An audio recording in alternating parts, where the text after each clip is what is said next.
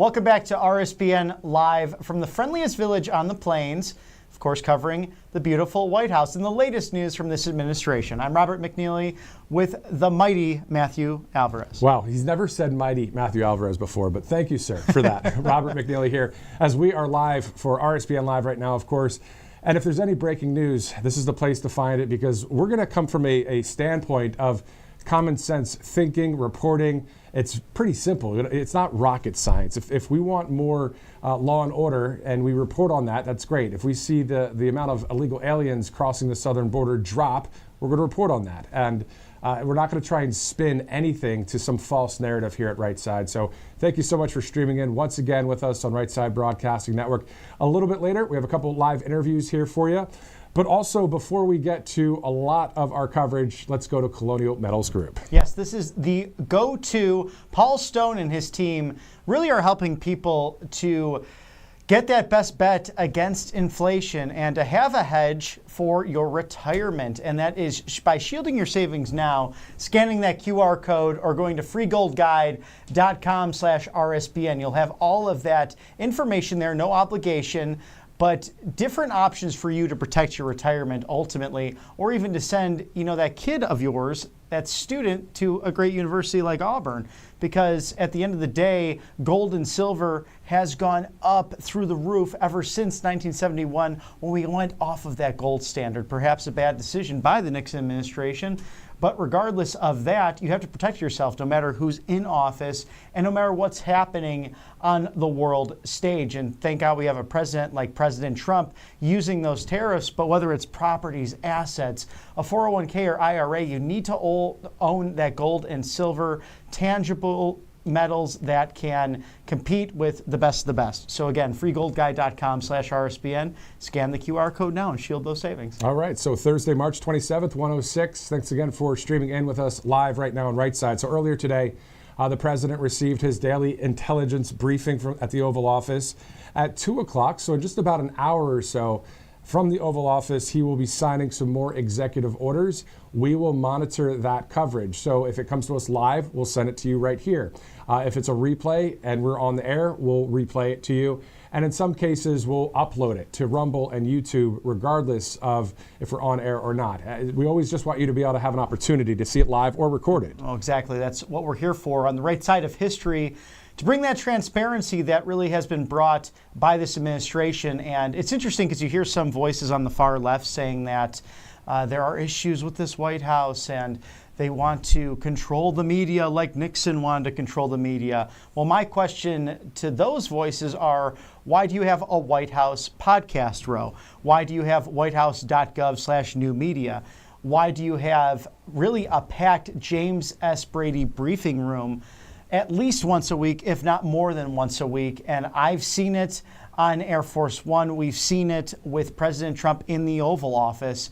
Almost every day there is some form of press conference. That press pool has incredible access to the 47th Commander-in-Chief.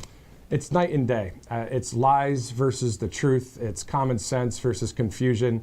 We all know what side Right Side Broadcasting is on. President Trump, we the people, we're all on the side of just, hey, we want a safer country. We want a wealthier country. We want our constitutional rights intact.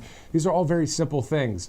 But President Trump won the White House, of course, and he's doing great things with that team. And of course, we cover news even outside of, what the White House is reporting about what's going on. Mm-hmm. I mean, if there's a story that's warranted, we will call it into action, because at the end of the day, that's our job. So you can count on us here at Right Side Broadcasting Network for that.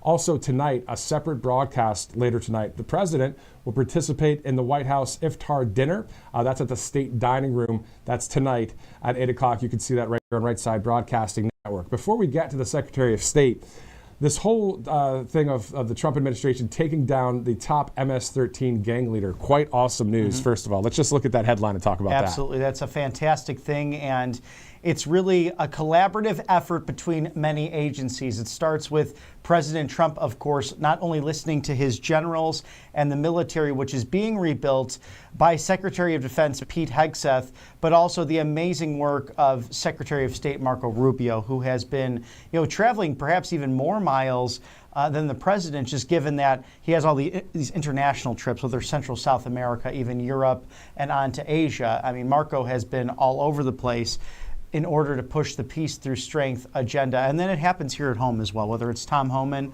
or also Kristi Noem at DHS. It's a great collaborative effort, and this cabinet, no doubt, in communication. I love how President Trump calls Tom Homan, the border czar, a superstar, because a lot of times back in the day, we would think of a superstar, maybe a hero on a movie. Okay, that's great. But the real deal, real life superstars, President Donald Trump, Tom Homan, right? All these people that we see at the cabinet levels. Is that not correct? Oh, it is. And I always like the meme that came from the first administration comparing Bruce Wayne, otherwise known as Batman, to Donald Trump. It's very possible that might be the case, but I digress. Exactly. It's great to see true people that are heroes in our nation.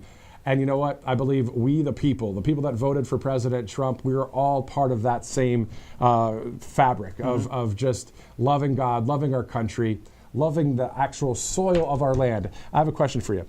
You said when you travel overseas and when you come back that you actually kiss the ground, kiss the United States. Were you figuratively speaking, or do you actually get down and kiss? Well, the last time that happened, it was literal. Where was this at? You're coming back from where? The last time it was Ireland. Okay. I was overseas and then came back, and I loved Ireland. Again, I've mentioned this Irish American Heritage Month, how great it is to have a president recognizing the contributions of Irish Americans, but a wonderful place. I mean, I never felt so home in a foreign land, just because they are such wonderful, warm people. They want to talk to you. They're curious about you and everything that we share with the Emerald Isle. But still, even then, I came back to the golden roads of America, where all opportunities are boundless. It really, especially in this day and age, it's if you can dream it and if you set those goals, you can do it. And it is a blessed land if we adhere to our foundational principles. And that's why it's great to have a president in office who is so focused and loves so dearly our founding documents and our Constitution. And one of the great ones hanging up in the Oval Office right now, the Declaration of Independence. I mean, I don't remember the last time, or if that's ever happened in the Oval. It's quite awesome to see all of that. So one more question for you. So tell me, though, specifically, where were you flying in from? What was it like when you just said, you know what, I'm back in America? Oh, yeah, that was Dublin back to Chicago O'Hare. And it's actually fun because certain countries, including Canada, we have such a good relationship with.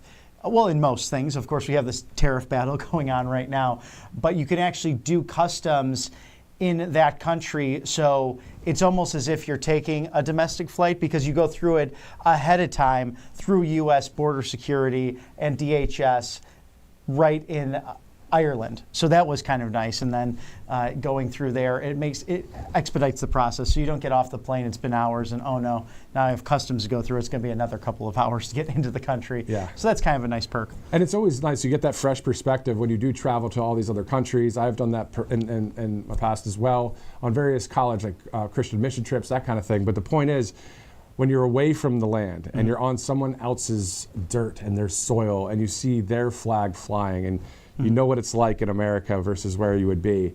And then when you come back to it, you kind of have that fresh perspective of, you're grateful to be an American, you're proud to be an American. And it's great to see other countries, though, stepping up for the cause of freedom, too. Right. Yes. We're seeing that out there in some cases. Oh, no question about it. Inspired by America and a post-World War II world that saw so many changes happen really in the last 100 years for even structures of government in so many countries. But the difference with America still is that you can be born anywhere in this world and you can come to America and become an American. You can really fully assimilate, and it's unlike anything else in the world because it's more than just a place, it's an idea. And unlike the last auto pen president that we had, who always talked about the doom and gloom and the darkness and the sadness that somehow existed in this great country. Are we perfect? No. But we've always strived for that perfection. We've always sought that. And within 250 years, can you imagine a world without America? It's really hard to believe, because anywhere else you really cannot become that country of origin, but you can become an American. So you don't have to be born into it. You can willingly come over here and accept everything that we're about. And it's really a beautiful thing. It is. It definitely is. It is 1:14 Eastern here on Right Side Broadcasting Network. Thanks so much for joining us. We're going to go to the Secretary of State, Marco Rubio, meeting with a number of people overseas. So let's go to that video.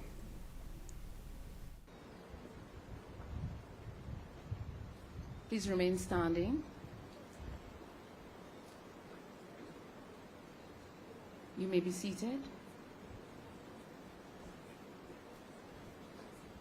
You will be witnessing the signing of the MOU between Guyana and the United States this morning. I now invite the Ministry of Foreign Affairs representative, Mrs. Peggy McLennan, to give an overview. Thank you, Marcia. Your Excellency, Mr. President, members of Cabinet, ladies and gentlemen, today, Minister of Foreign Affairs and International Cooperation Hugh Hilton Todd and Secretary of State Marco Rubio are signing a memorandum of understanding between our two countries to deepen security cooperation and address regional challenges, including countering narcotics trafficking and transnational organized crime. Under this mechanism, Guyana and the United States will strengthen information sharing, synthetic drug detection, transnational organized crime investigations and prosecutions, and military-to-military cooperation. Thank you very much. We now have the signing between the two nations.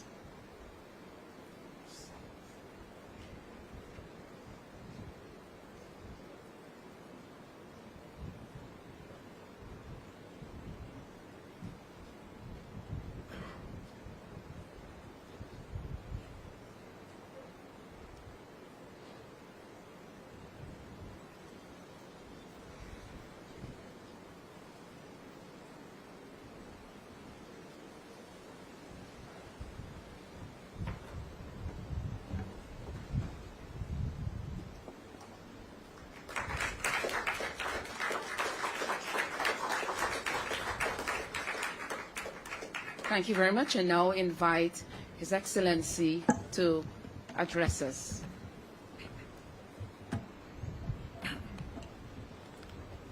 Good afternoon, all. Secretary Rubio, you're no stranger to Guyana. Secretary Rubio has been and continues to be a strong advocate for Guyana's development, democracy, and peace.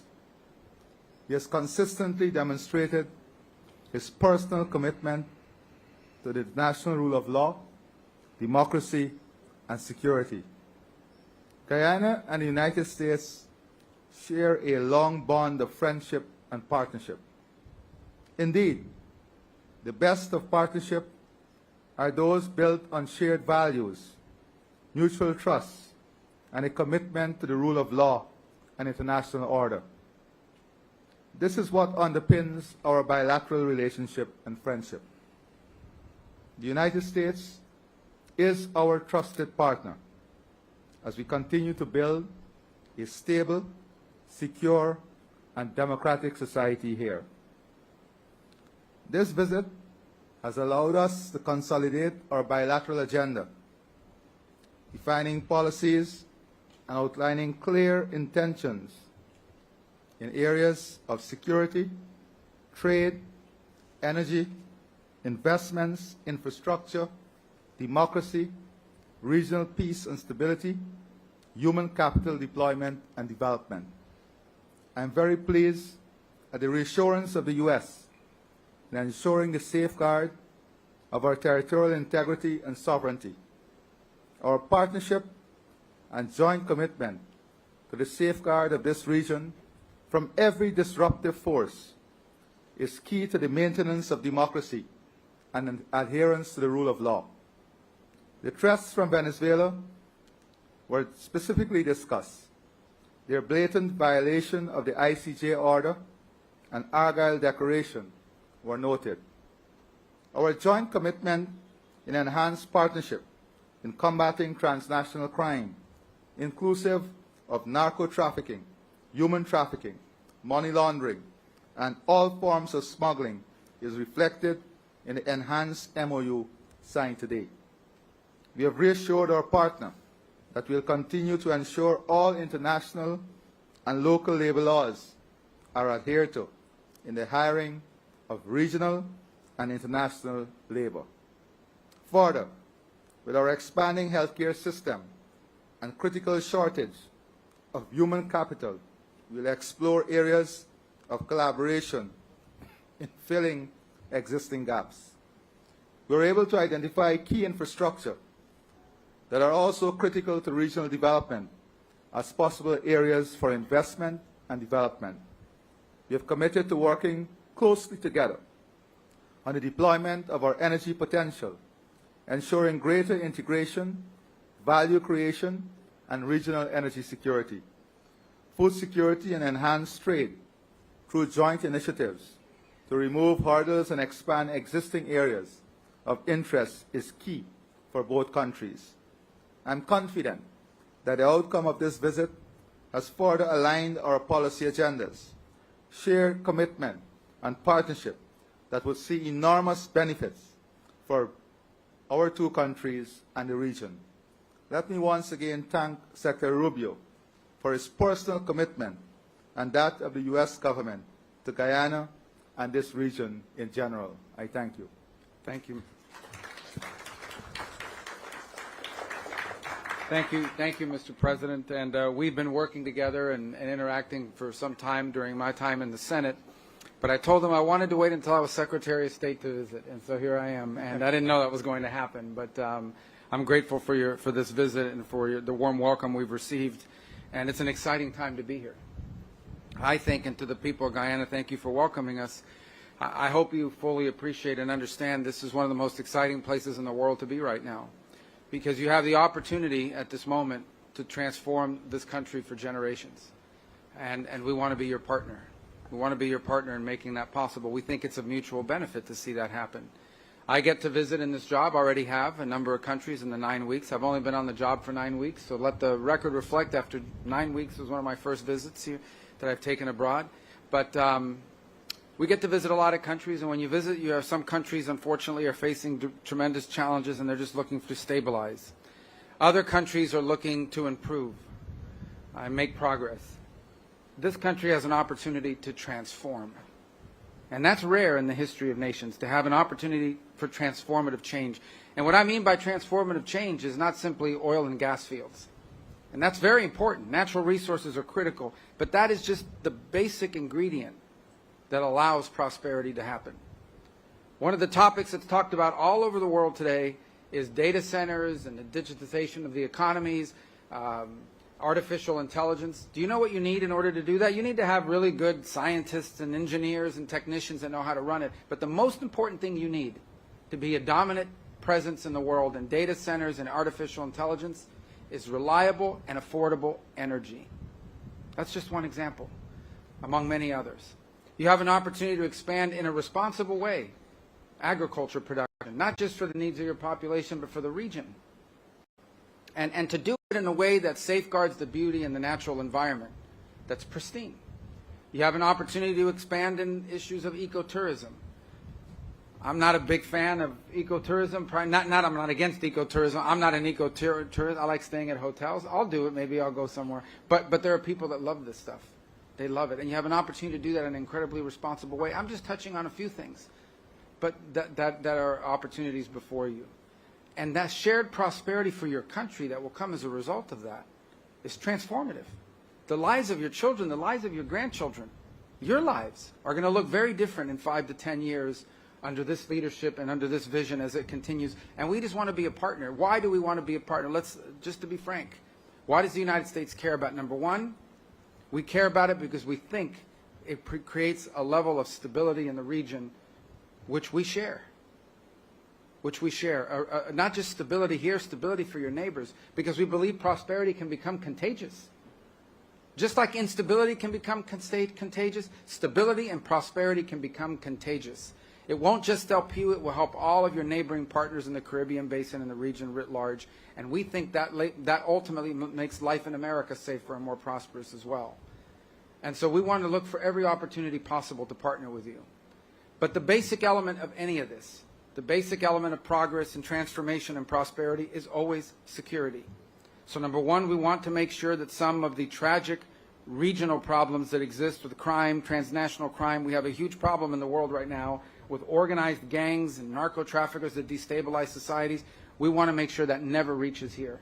And that's why today's MOU and the work we'll do together is designed not to stop it, but to prevent it from ever taking root, from ever finding its way here. Because unfortunately, sometimes crime is attracted by prosperity and targets prosperity. And the other are regional threats.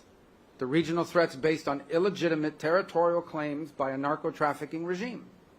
And I want to be frank, and I've said this during my time as a senator, and I have full confidence in saying it now as the Secretary of State. There will be consequences for adventurism. There will be consequences for aggressive actions. And that's why our partnership in that regard will be important. That is not what we want to be a feature of our relationship.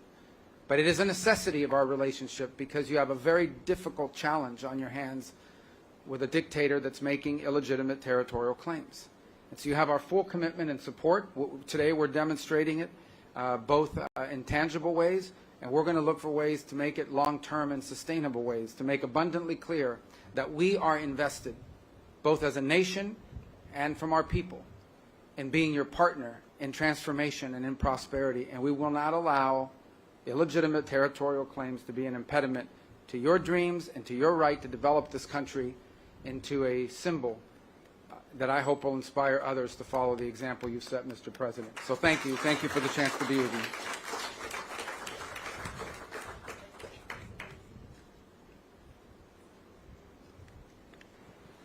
Thank you very much, Excellency and Secretary Rubio. Members of the media, in the interest of time, we will accommodate 4 questions. We will feed 2 questions from the local media and 2 from our visiting media. I recognize Stabrook News from the local media as well as Mr. Campbell from the local media.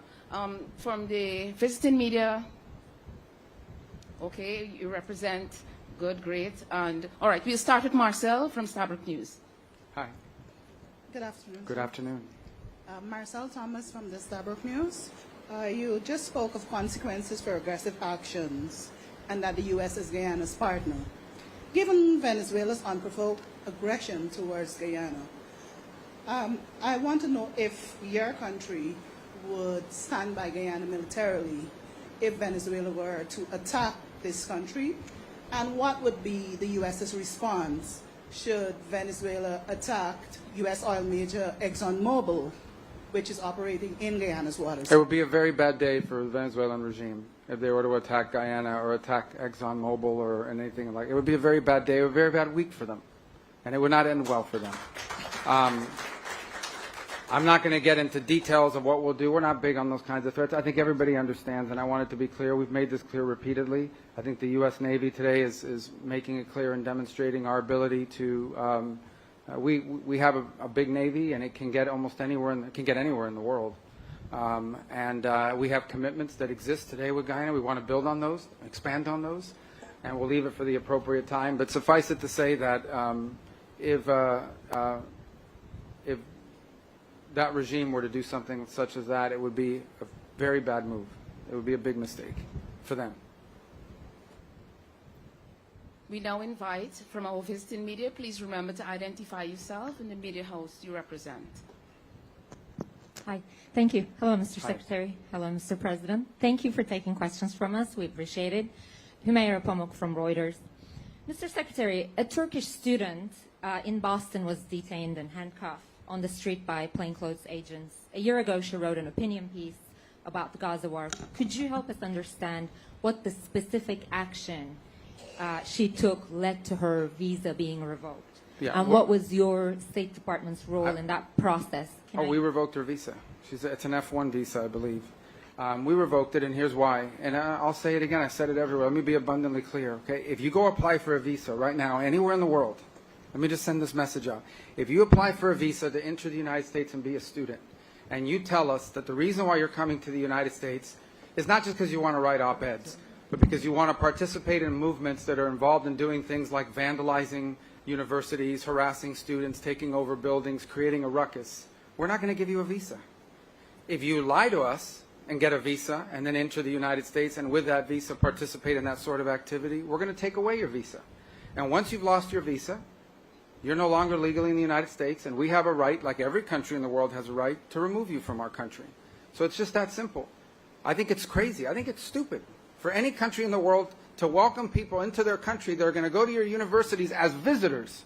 They're visitors. And say, I'm going to your universities to start a riot. I'm going to your universities to take over a library and harass people. I don't care what movement you're involved in. Why would any country in the world allow people to come and disrupt? Now, we gave you a visa to come and study and get a degree, not to become a social activist that tears up our university campuses.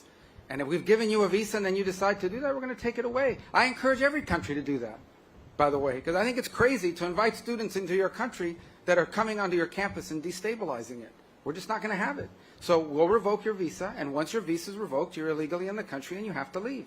Every country in the world has a right to decide who comes in as a visitor and who doesn't. If you invite me into your home because you say, I want to come to your house for dinner, and I go to your house and I start putting mud on your couch and spray painting your kitchen, I bet you're going to kick me out. Well, we're going to do the same thing if you come into the United States as a visitor and create a ruckus for us. We don't want it. We don't want it in our country. Go back and do it in your country. But you're not going to do it in our country. Sure. Just tell me your follow-up, and I'll tell everyone. And depending on your question, I'll answer it or not. All right, I now invite our Guyanese No, representative. can I get her follow-up real quick? Go ahead. There's no reporting that 300 visas, they revoked 300. Maybe more. Might be more than 300 at this point. We do it every day. Every time I find one of these lunatics, I take away their visa. You're saying it could be more than 300 Sure, visas? I hope. At some point, I hope we run out because we've gotten rid of all of them. But we're looking every day for these lunatics that are tearing things up. And by the way, we want to get rid of gang members too. So Venezuela sent us a bunch of gang members. I'm sure you've heard of Tren de Aragua, Mr. President. Terrible gang, vicious gang. They flooded in there. Yesterday, just so everybody knows, yesterday, one of these gang members who was involved in New York City and attacking a police officer was deported back to Venezuela because they're now taking flights again, because of some strong measures we've taken. And this guy lands. This guy's a guy that attacked a police officer in New York City and laughed about it in court with a smirk on his face. When he gets off the plane in Venezuela, he's welcomed by this character named Diosdado Cabello. I don't know if you've heard of this guy. Yes. And he welcomes in hugging the guy. So does anybody have any doubt that these people are pushing these people into the United States to destabilize us in the region? So, yeah, we're looking for people like this, and we want to get them out of the United States. Absolutely. Thank you. We'll now feed a question from Guyana. Thank you. Kurt Campbell, Newsroom. President Ali, you've already spoken about how President Trump's tariff plans for China ships could affect regional trade. I just wanted to know if in your trade talks today, if that issue was specifically discussed for Secretary of State Rubio. Yeah, I can tell you. Oh, you're asking him. I'm sorry. It's for both of you. What assurances can you give Guyana and this hemisphere in terms of stemming indirect consequences? Yes. Well, look, the goal the president has in doing so is we need to have an ability to build ships in this world that don't just come from China. Okay, I think it's just dangerous to have one country in the world building all the ships. I assure you that, and we don't want a war, but I mean, they're not going to build ships for us if we get in trouble, right? So we need to have alternatives to Chinese shipping. We're trying to create a market and a demand for alternatives to Chinese shipping construction. And I'm the first one to admit that the United States made a terrible mistake when we deindustrialized and we allowed all these industries to leave our country and go to other places. Now we're paying the consequences, but we have to fix it. So I do believe, I can't speak, the trade portfolio does not belong to the Department of State, but I do believe that we will take this back because we've heard this not just here, Mr. President, we've heard it throughout our visits here in the Caribbean, and we're going to take it back and explain to those who are in charge of trade policy that there are some implications to applying it to certain nations who are partners and who are seeking to develop their economies in ways that I think serve the national interest of the United States, not to mention the national interest of our partner nations, and see what can happen. So I can't make a commitment to those exemptions because that's not something we handle at the Department of State. What I can commit to is that I will most certainly raise this issue as a recurring issue in multiple places, that it would have a real, detrimental effect on economic development. Maybe in 10 years it won't be an issue because there's been some diversification, maybe in 5. But right now it would be problematic. That message I'll take back to Washington and to my colleagues that are handling the trade portfolio, and we'll see how the President decides to proceed. But rest assured, we will take that message back. Yeah, just to echo the sentiments that, yes, we did discuss it, and the region would have raised it also. But the Secretary Rubio, as he said, would take this back and to see whether there can be any special initiative for the region, given our specific circumstances. But let me say also that we have a responsibility to our friends. The U.S. is a great friend of ours. The U.S. would have made it very clear that they are ready to stand by us in our development, in our economic expansion, in our security, and in our defense. And I would say very boldly that such friends must have some different and preferential treatment, because a friend who will defend me when I need a friend to defend me must be a friend that enjoys some special place in our heart and in our country, and that will be the case. Thank you. And just quickly, illegal migration was also listed as a topic of discussion. Could you say what are the expectations from Guyana in this regard, and any discussions on third country deportation? Well, we want to work with you on that. I think that's a problem for you as well. I mean, obviously, because of a combination of your growing economy, labor needs, and your geography, you've been a place where a lot of people have come in. And I think you want it to be the right people, right? So I think if we have information that someone has entered your country who has bad intentions, we want to be able to share that with your government, because you don't want that. You don't want those, if we have information on a Trinidad gang member from Venezuela, we want to make sure that we have collaboration and we're sharing that information. If we have information that some narco trafficker is taking up shop here and has decided to try to turn this into a base of operation, which could lead to violence and warfare here, gang warfare, we want to be able to share that with you. We want to prevent these problems from happening. So from the perspective of Guyana, which is not a source country of migration to the United States per se, illegal migration, but it is a country that receives, unfortunately, you're getting a lot of people. And not everybody that comes here, I mean, most people are probably here to work hard and so forth, but not everyone. So if we have information that someone is in your country that we know is a bad person, we want to be able to share it with you. We want to be able to share it with you very quickly. So that sort of information sharing, it has to be a cornerstone of this security agreement that we signed today and want to continue to expand upon. We will now feed our final question from our visiting media. Thank you so much. Vera Bergengruen with Wall Street Journal. They're very tough. Be careful. All right. Secretary Rubio, when you and President Bukele, you mentioned Trinidad several times, when you and President Bukele negotiated the deal to transfer the U.S. deportees to his prison in Secot, did you discuss any provisions to ensure that individuals mistakenly identified as gang members would have access to legal recourse, or that they can secure their release if they are wrongfully detained? Yeah, we have that list was carefully vetted, provided to us by Homeland Security. We have confidence in it. What we negotiated is the reality that they in El Salvador comply with all the international requirements for imprisonment. So we sent them people with a combination of people, gang members, people we knew were involved in activities that were not productive to the United States, all of them removable in terms of our laws, all of them. Every single one of them was someone who was removable from the United States, irrespective, and MS-13 members, many of whom are Salvadoran, that we had identified as MS-13 members that they had helped us identify as well. So it was a combination of people that we sent. And, we may send more. We'll see. I mean, it's up to their willingness to accept. But we're grateful to them for the opportunity to do that. And remember, one of the reasons why we had to send some of those people there is because at the time, Venezuela wasn't taking their people back. The Maduro regime, I say Venezuela, but it's not the Maduro regime, was not taking their people back. They refused to take people back. Their own people. They have an obligation. If you are a country and someone is illegally in another country, you have an obligation to take those people back, whether they're criminals or not. Venezuela said they wouldn't take them back. So we had to find a place to send them, especially the ones that had records. or ones that we had strong suspicions and evidence that were involved in illicit activity. And so we had to send some to El Salvador because of that. Now they've taken them back. And one of them yesterday gets off an airplane, and this narco trafficker Cabello greets him and hugs him on the tarmac. Now, what I heard, ultimately, by the way, is that some of these gang members we sent back were so bad to Venezuela, they were so bad, that after hugging them, maybe not this guy, but I don't know, they had to put 4 or 5 of them back in jail because that's how dangerous these people are, even though they hugged them on the tarmac and put on this show. These are some really bad people. Tren de Aragua is one of the most dangerous gangs the world has ever seen. Okay? When they were held temporarily in Guantanamo while being transferred to Honduras, because that's when the Venezuelans picked some of them up, the Marines at Guantanamo said these are some of the roughest people we've ever interacted with. They were worse than the Al-Qaeda guys that were in their jails. Think about that. So that's who we're getting rid of, and we want to get rid of more of them. Ladies and gentlemen, members of the media, this brings the end to our media conference, and I would like to invite His Excellency and Secretary Rubio for a photo op right on the stage.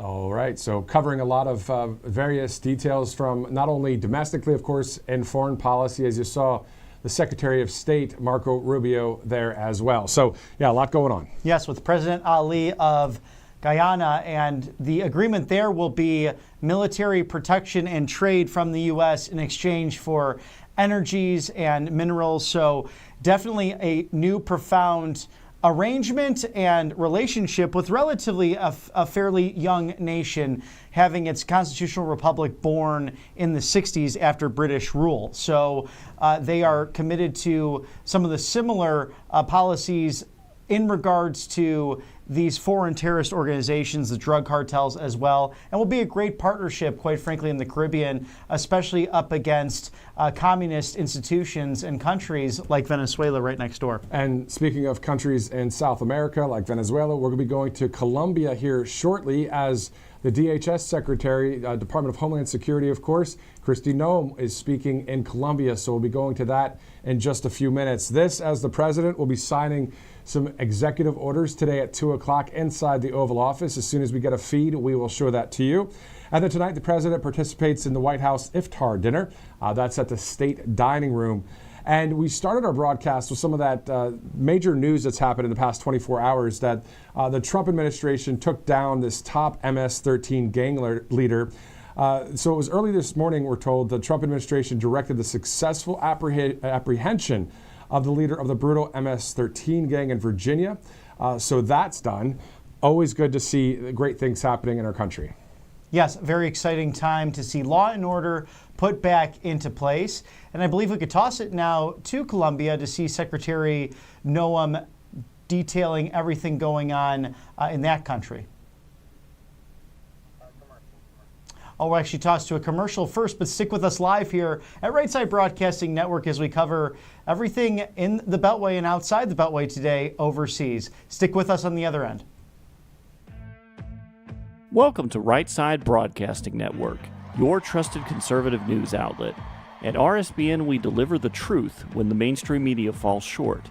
Since 2015, we've proudly broadcasted every single one of President Trump's iconic MAGA rallies, bringing you the excitement and energy live before anyone else. By watching RSBN, you get an unfiltered front row view of the action on the ground. We interview the crowds to give a voice to millions of Americans just like you. We show you President Trump's speeches in their entirety, free from interruptions and censorship. We cover the stories that matter to you with the integrity and passion you deserve. Thank you for choosing RSBN as your home for America First News. Together, we stand strong, united, and informed. So join us and be part of the right side of history. Hey y'all, it's Silk from the Diamond and Silk Chit Chat live show. Look, don't forget to check me out right here on RSBN Network. Be sure to watch the show on Right Side Broadcasting Network, and I want you to support Right Side Broadcasting Network. Yes, it's imperative that you do so, okay? I look to see y'all soon. Bye-bye.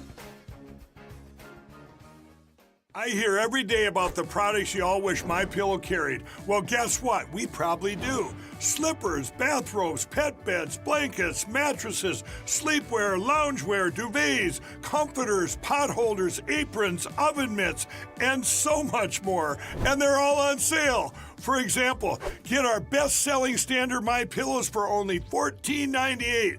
Body pillows, $29.98. 6-piece bath towels or kitchen towel sets, just $29.98. Multi-use MyPillow 2.0s with pillowcase, $9.98. Save $40 on our Spring Percale and Giza Dream bedsheet sets. Any size, any color, and so much more. So go to MyPillow.com or call the number on your screen. Use your promo code to save up to 80% on all MyPillow products. And I've never done this before. When you spend $100 or more, you're going to get 2 standard MyPillows absolutely free. Welcome back to RSBN Live. I'm Matthew Alvarez alongside Robert McNeely. We are bringing you live coverage from not only inside the Beltway in D.C., but outside the Beltway as well. Yes, and we will be tossing live now to Secretary Kristi Noem of the Department of Homeland Security in the capital of Colombia, Bogota, and we'll go there right now.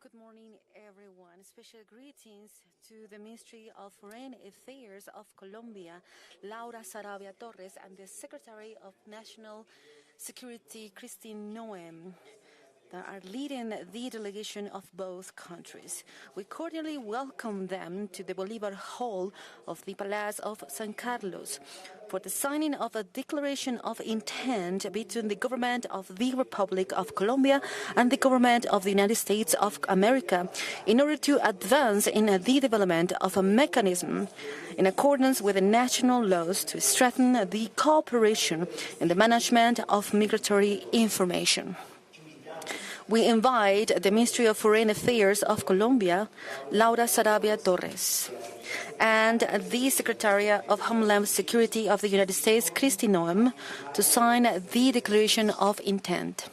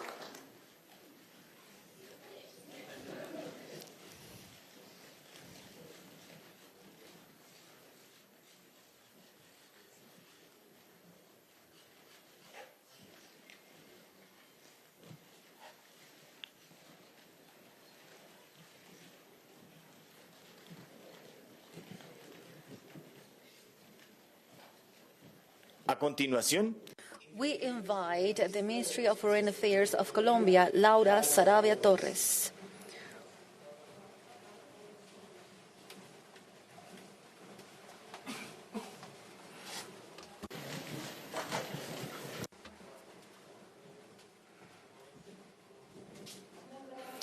Good afternoon to all.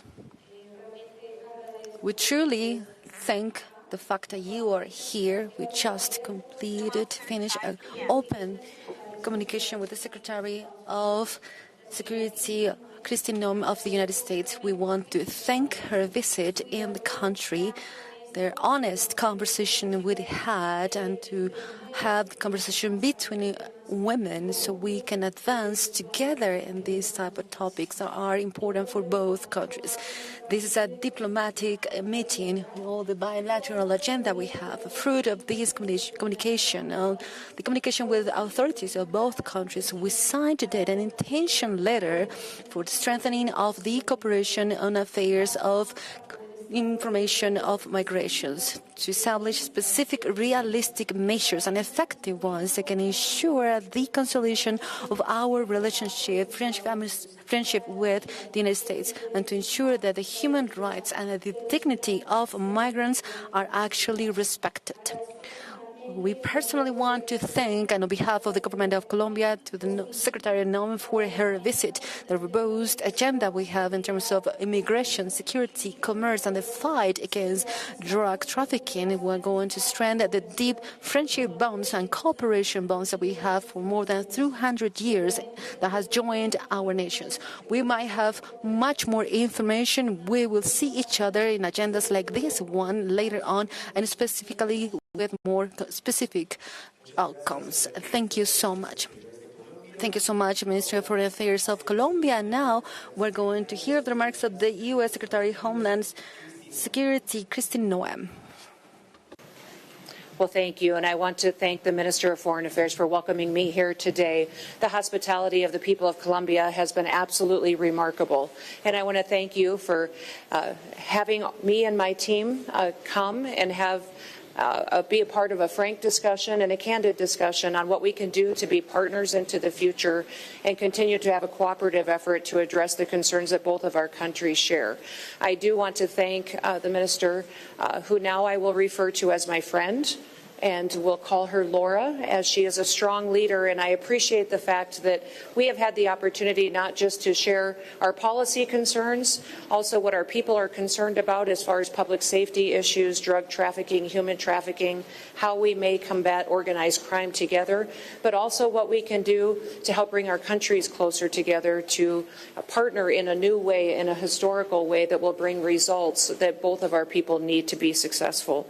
Today we have signed a statement of intent for biometric cooperation, and it will reaffirm our strong and our resilient and enduring partnership that we have between the United States and Colombia.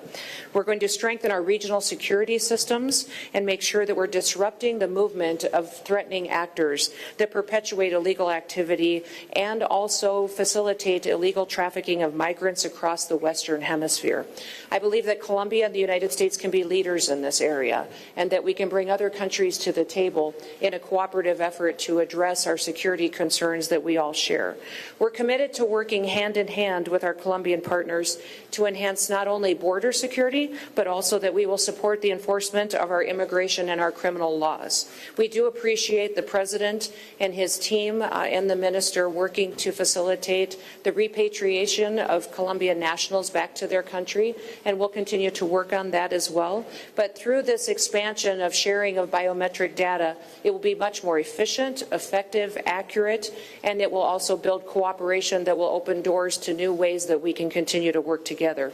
This deployment of biometric capabilities under the Department of Homeland Security's Biometric Data Sharing Partnership is going to help us make an impact by helping Colombia and by helping the Colombian people detect and to stop criminals and terrorists from attempting to cross its borders. So while we work together, the people of Colombia will be safer. They will have an opportunity to thrive, and their economy will do better.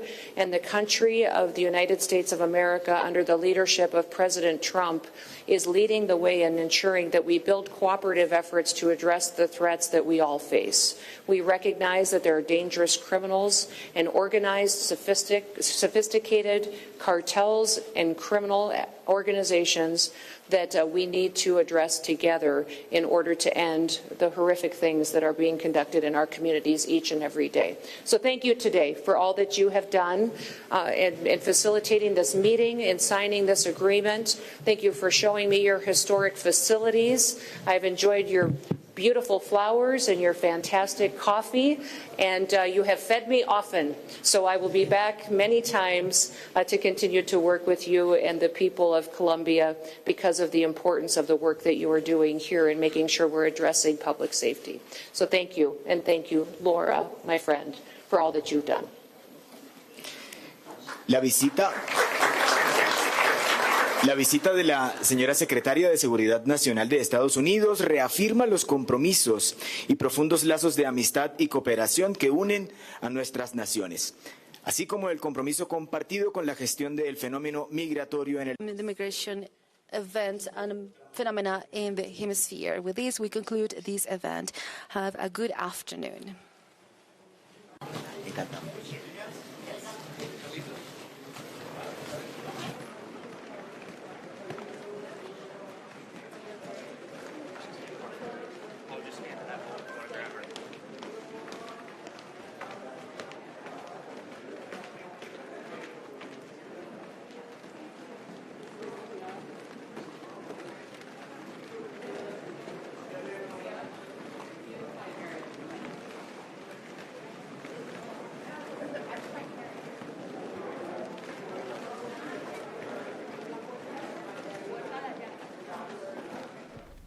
Well, you have the Secretary of State in Guyana, then you have the Secretary of the Department of Homeland Security there in Colombia. A lot going on today in the foreign policy area. Oh yes, very focused on stopping the drug and sex traffic trade that is just so horrible. If you've seen great films like The Sound of Freedom, we know that Colombia has a black market that exports many of these children into a life of true slavery, and it's horrible to think about.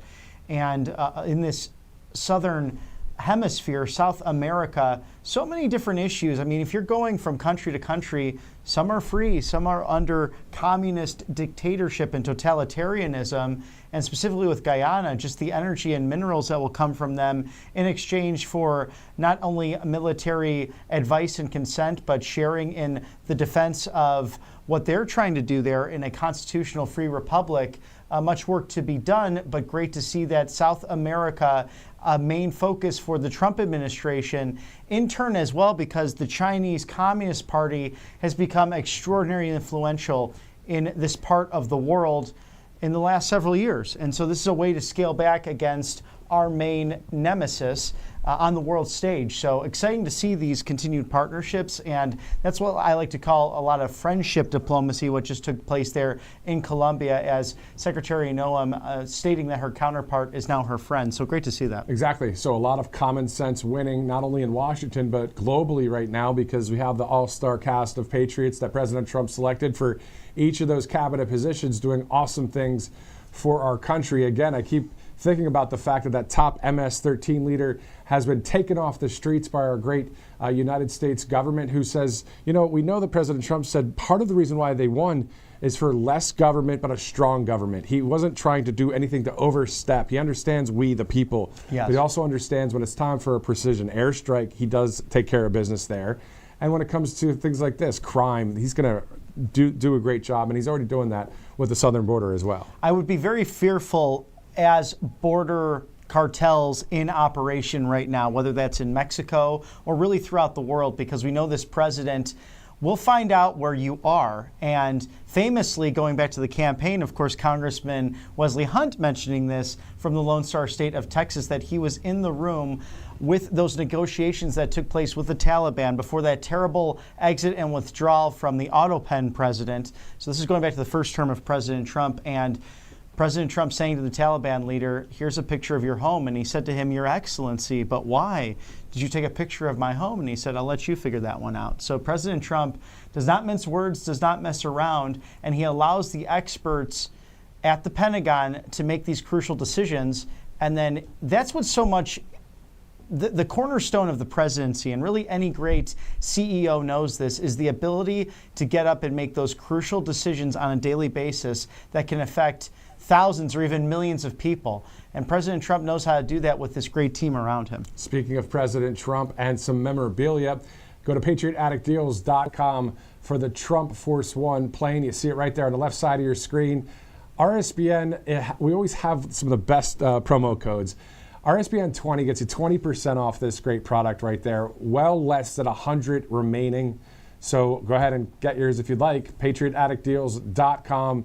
As you mentioned the other day, we're talking about the various rallies where the Trump Force One flies over and everybody's cheering, clapping, listening to Top Gun music. Talk about America and patriotism and power and strength, but also, you know, just love and kindness as well. I mean, peace through strength. I mean, there's so many great things about this nation, and it's great that we have a leader that has flown in that plane there, not specifically that little thing, but but you know, still has that plane parked there in Palm Beach, Florida. But if you'd like to get that, patriotaddictdeals.com. Yes, they are really outstanding, and this will go. And I've got one myself. The first time it came around, those 200 sold out almost overnight, and I believe there's only 100 of these left. So get your Trump Force One replica airplane now, patriotaddictdeals.com. And let me warn you, don't go to the website too much because you'll want to get everything. Yeah, you're going to want to use the debit card a lot. Those are flying off the shelves there, patriotaddictdeals.com. No pun intended. Exactly. I had to go there. I did it before, and it's corny. It is what it is. All right, 1:59 p.m., so we're at the top of the hour here on Right Side Broadcasting Network. We have a couple live interviews coming up a little bit later. Also, in about a minute, it's scheduled for the president to be signing some executive orders from the Oval Office. We may get that feed right around 2. It might be a bit later. And if for some reason we're not on the air when it is finally fed, what we'll do is we'll upload it to Rumble, YouTube, and various social media platforms. So you have it, you're covered here at the network. Again, Thursday, March 27th, 2 o'clock. Tonight, we also know that the president will have an event at the White House. He will be live there in the, let's see which room it is, the State Dining Room. The president will participate in the White House Iftar dinner. Producer, can you please repeat?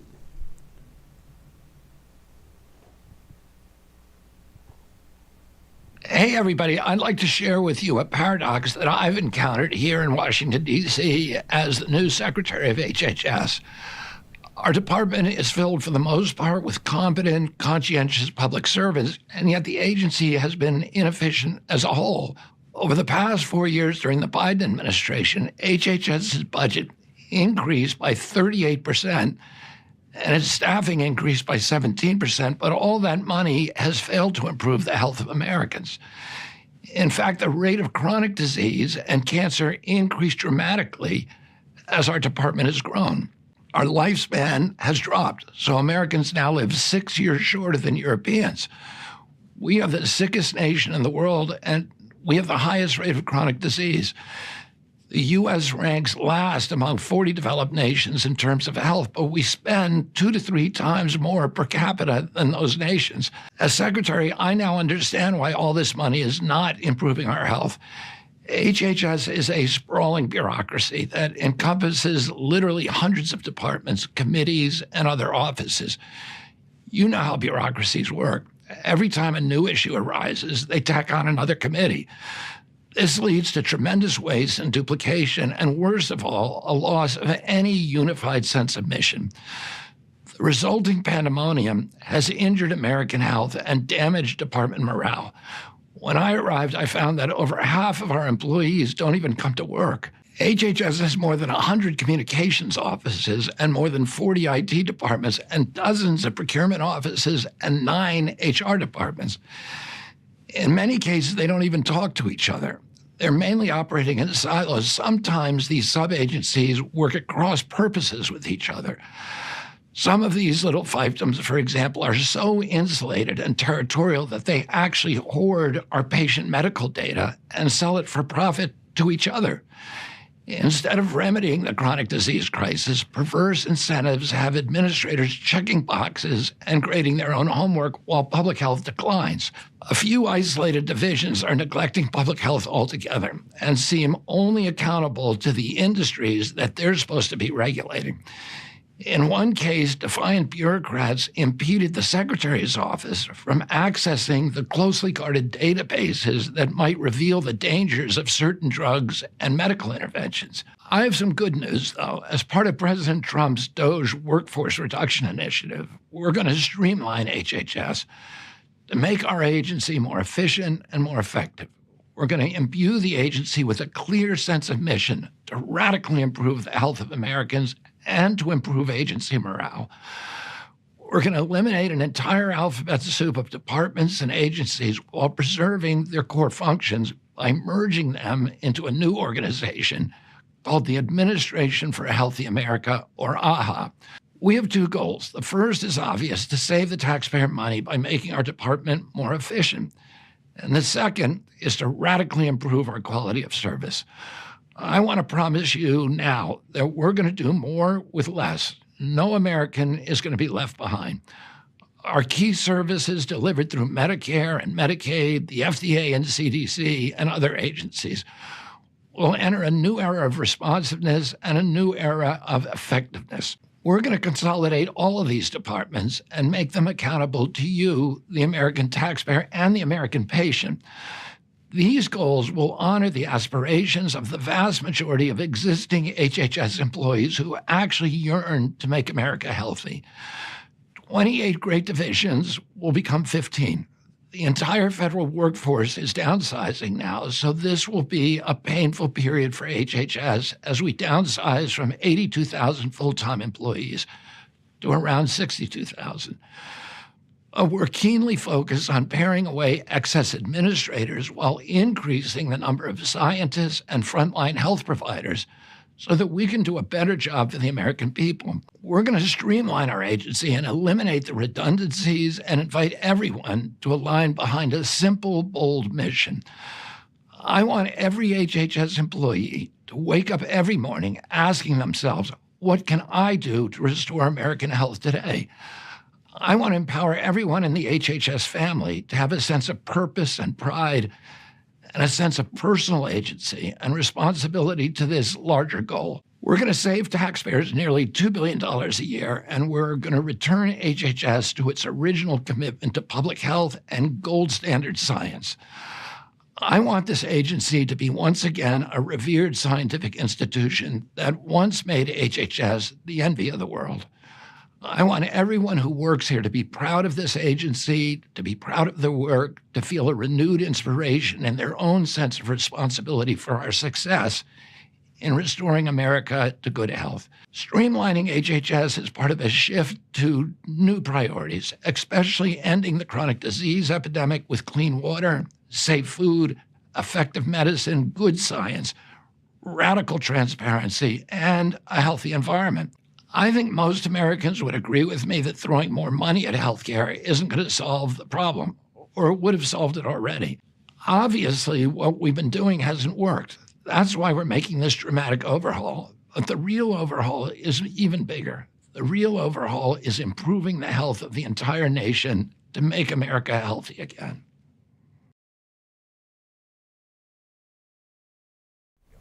The Secretary of Health and Human Services, RFK Jr., doing a great job and obviously waiting for even more, taking the toxins out of our food supply to help to make America healthy again. Always good to see that. Everyone wants the clean water and breathable air. It's common sense, and that's why you see this coalition of Republicans, Democrats, Independents coming together in this administration, and he is the right man for the job. There's no question, dedicating his life to all of these principles, and someone who's really weathered the storm in so many different ways, going through family, personal tragedy, but even in this run for president in the last cycle, coming together and unifying MAHA with MAGA with President Trump and expanding the base of the Republican Party, coming under fire by the bureaucrats, and someone who really has had that peace through strength mentality in regards to not only negotiations with some of the far left, I mean, even his confirmation hearing with Bernie Sanders,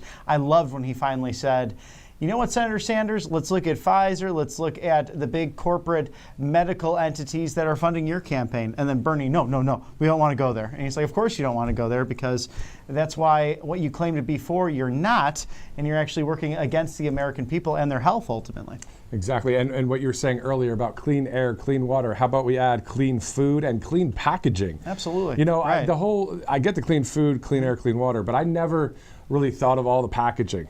My wife and the in-laws, man, they talk about this stuff. Like, do you know what that's packaged in? There's aluminum in that, or there's this, and I'm like, I didn't even think about it. And it is definitely something to tackle. Well, and think about all of the plastic. You know, that is something bothersome to me as well, who's, you know, a conservative, and the essence of who we are as conservatives, we're conservationists. If you go back to really the modern movement, all the way back to Teddy Roosevelt, this is the same group of people who want to create an environment that is safe and healthy. And look at all of our plastics. It might be cost effective, but all of that waste, does it really get recycled?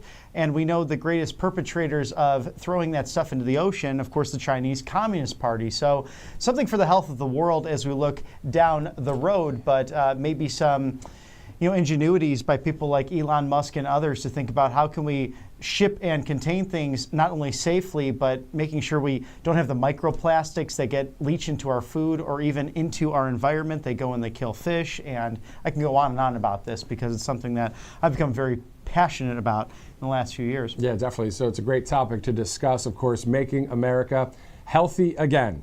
All right, so it's 2:09, Thursday, March 27th. I'm Matthew Alvarez. This is Robert McNeely. As you may know, right now, what we're looking at is a President Trump Truth Social post about defunding PBS and NPR. We're hearing that from congressional Republicans as well.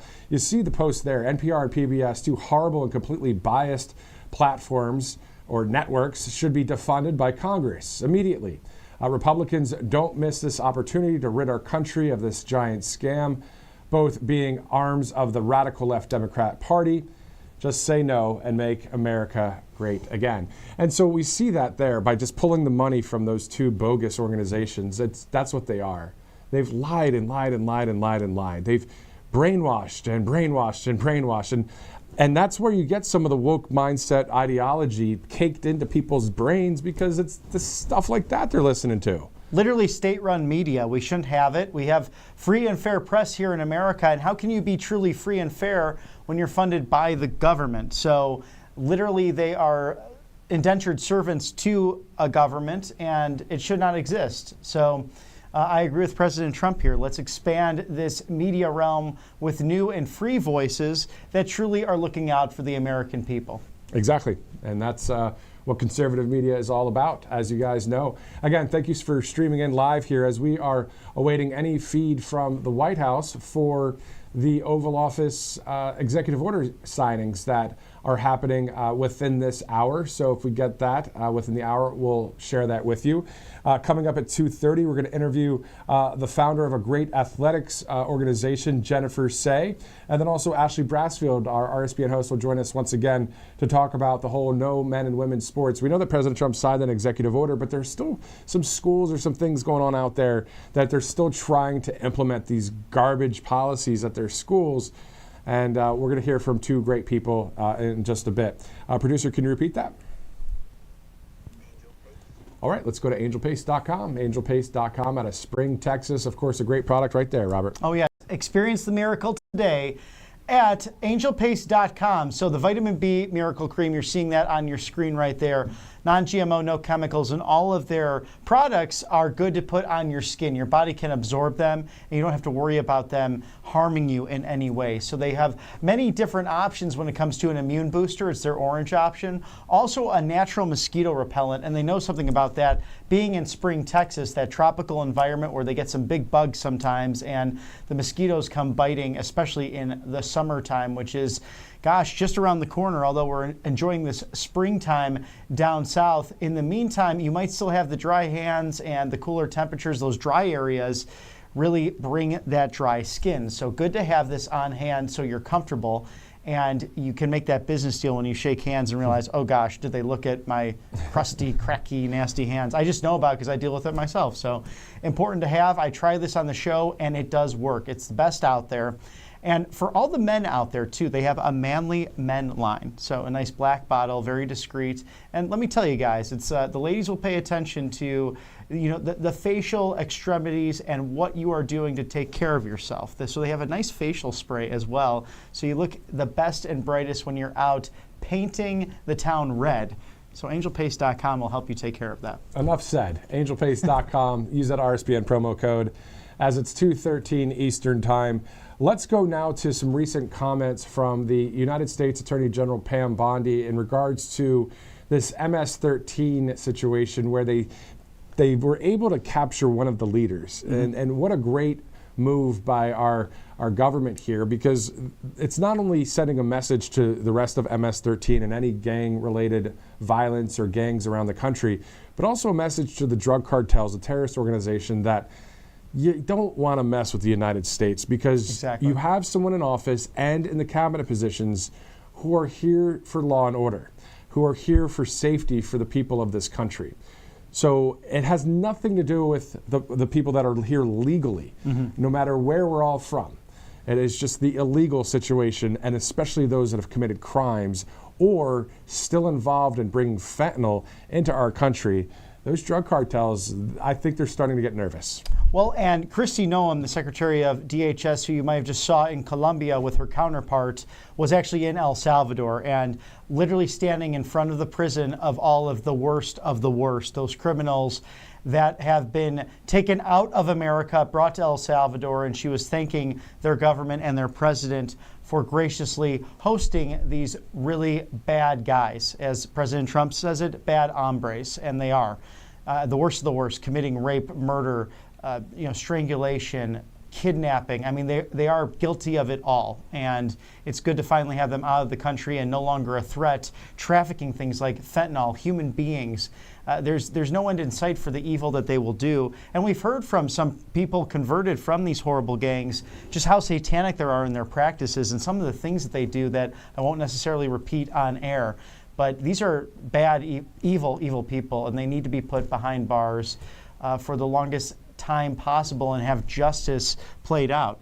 There are satanic things going on in this country, but thanks be to God, He's here as well, Amen. And we can pray and we can believe and work hard and vote and do all the right things to destroy the enemy's plans. When I'm speaking about that, I mean the enemy as in the devil himself. I mean, that's something that you might not hear on mainstream media, but I don't care, because we are in conservative media and we have freedom of speech, and it's okay to talk about good and evil and God and the enemy. I mean, it's really what the truth is.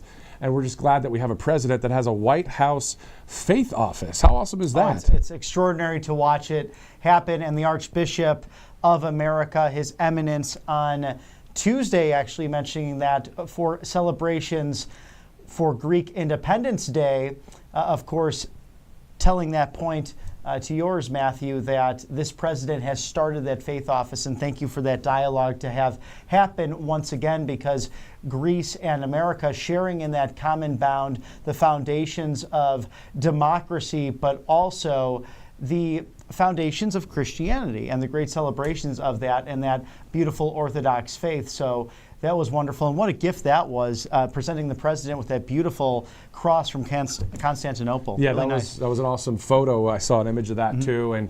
And we watched it live here, right here with many of you that were watching on RSBN Live just the other day, that Greek Independence Day ceremony from the East Room of the White House. Thank God we know the end of the book too. We know who wins, but we have some time until then. And we're looking for great things to happen in this country and throughout the world for the free world as well. So let's move on to a great sponsor here on Right Side Broadcasting Network. The question is, are you a yo-yo dieter? I am. You diet, you lose weight, but gain it all back, plus a few extra pounds. Then later you lose it and regain it again and again. So that's pretty dangerous, it says here. Studies say that increase your risk of some serious medical problems, type 2 diabetes, stroke, heart attack, and other health problems. So it's very serious stuff, as you know. But if you go to takelean.com, this dietary supplement is really what will help bridge the gap from all of this, to really help in areas that you may need it. So just go to takelean.com for more information. Yes, and well said, Matthew. It is something that you need to get away from if it's going back and forth like that, because ultimately your health matters. And let's get you started today with takelean.com. Freedom from that extra weight. Trim that fat like Doge is trimming the waste in our federal government. This is proudly manufactured in the United States. Again, a supplement. It's not a shot. It's not an injection that you see with some other big pharma things going on, but that's not good for you either. So takelean.com, mix that into your regular diet and watch those pounds come off. 20% off today with code RSBN. All right, there it is, takelean.com. All right, 218, getting ready to see possibly the president from the Oval Office signing executive orders. As soon as we see it, we'll share it with you. If for some reason we don't see it within this hour, we'll be able to upload it to our various social media platforms, including Rumble, where you can take a look at that in its entirety. We'll see what EOs he signs today. I mean, at this point, it feels like it's more than 200. Right, it's over 400 executive actions in some shape or form. And we've noticed in the last week, you have the release of the FBI files, from Crossfire Hurricane to streamlining the Treasury. And congratulations to Georgia State Senator Brandon Beach, now announced as the next department head of the U.S. Treasury. So we'll see his signature on your dollar bills. So that will be great to see. I know him personally. He was someone who was very helpful to a number of first-time Georgia candidates in the last cycle, very vocal, never ever stopped supporting President Trump when there was even so much pressure in Republican circles in Georgia after everything that took place over the course of the last few years. He stood by his side, and he'll be a great member at that post. Speaking of dollar bills, in my wallet, I always keep a $2 bill. Thomas Jefferson's portrait's on there, so it's just fun to keep that. Back in the day, there was a William McKinley $500 bill. Oh, wow. It'd be kind of cool to see a President Trump bill as well in the future. There's a number of things that I think, because of the greatness of what he has done for this country, that we should see him at Mount Rushmore, the face on Mount Rushmore. Maybe a dollar bill of sorts. So, yeah, there's a lot that can be talked about. And even, was it Dulles Airport that may become Donald J. Trump International Airport? So we'll see. Yes, and we're all for that here on the right side of history, right here at Right Side Broadcasting Network Live, as we bring you this unbridled access inside and outside of the Beltway and the latest news from the Trump administration. He's someone who really has a vision and believes that God spared him so he could do this job and do it very well. And perhaps in the modern era, no one has moved faster in order to get his agenda done, because you look at 2026, Matthew, and my goodness, a slim majority for Republicans, namely in the House, but then also the Senate seats, very good Senate seats to defend. At the same time, they have a multitude to re-elect. So it's all a process, and that has to happen in the Congress in order to see through the entire Trump agenda. Exactly. Now, I'm looking at some stories online right now. Republicans are looking to abolish the TSA in favor of private security at airports. Seeing that on Leading Report on Fox as well. So that's interesting. What do you think about that? I think it's a fantastic idea, because some airports, I won't mention them, but nearby, you almost get a little bit nervous, as if, are they really checking for everything? What is their training?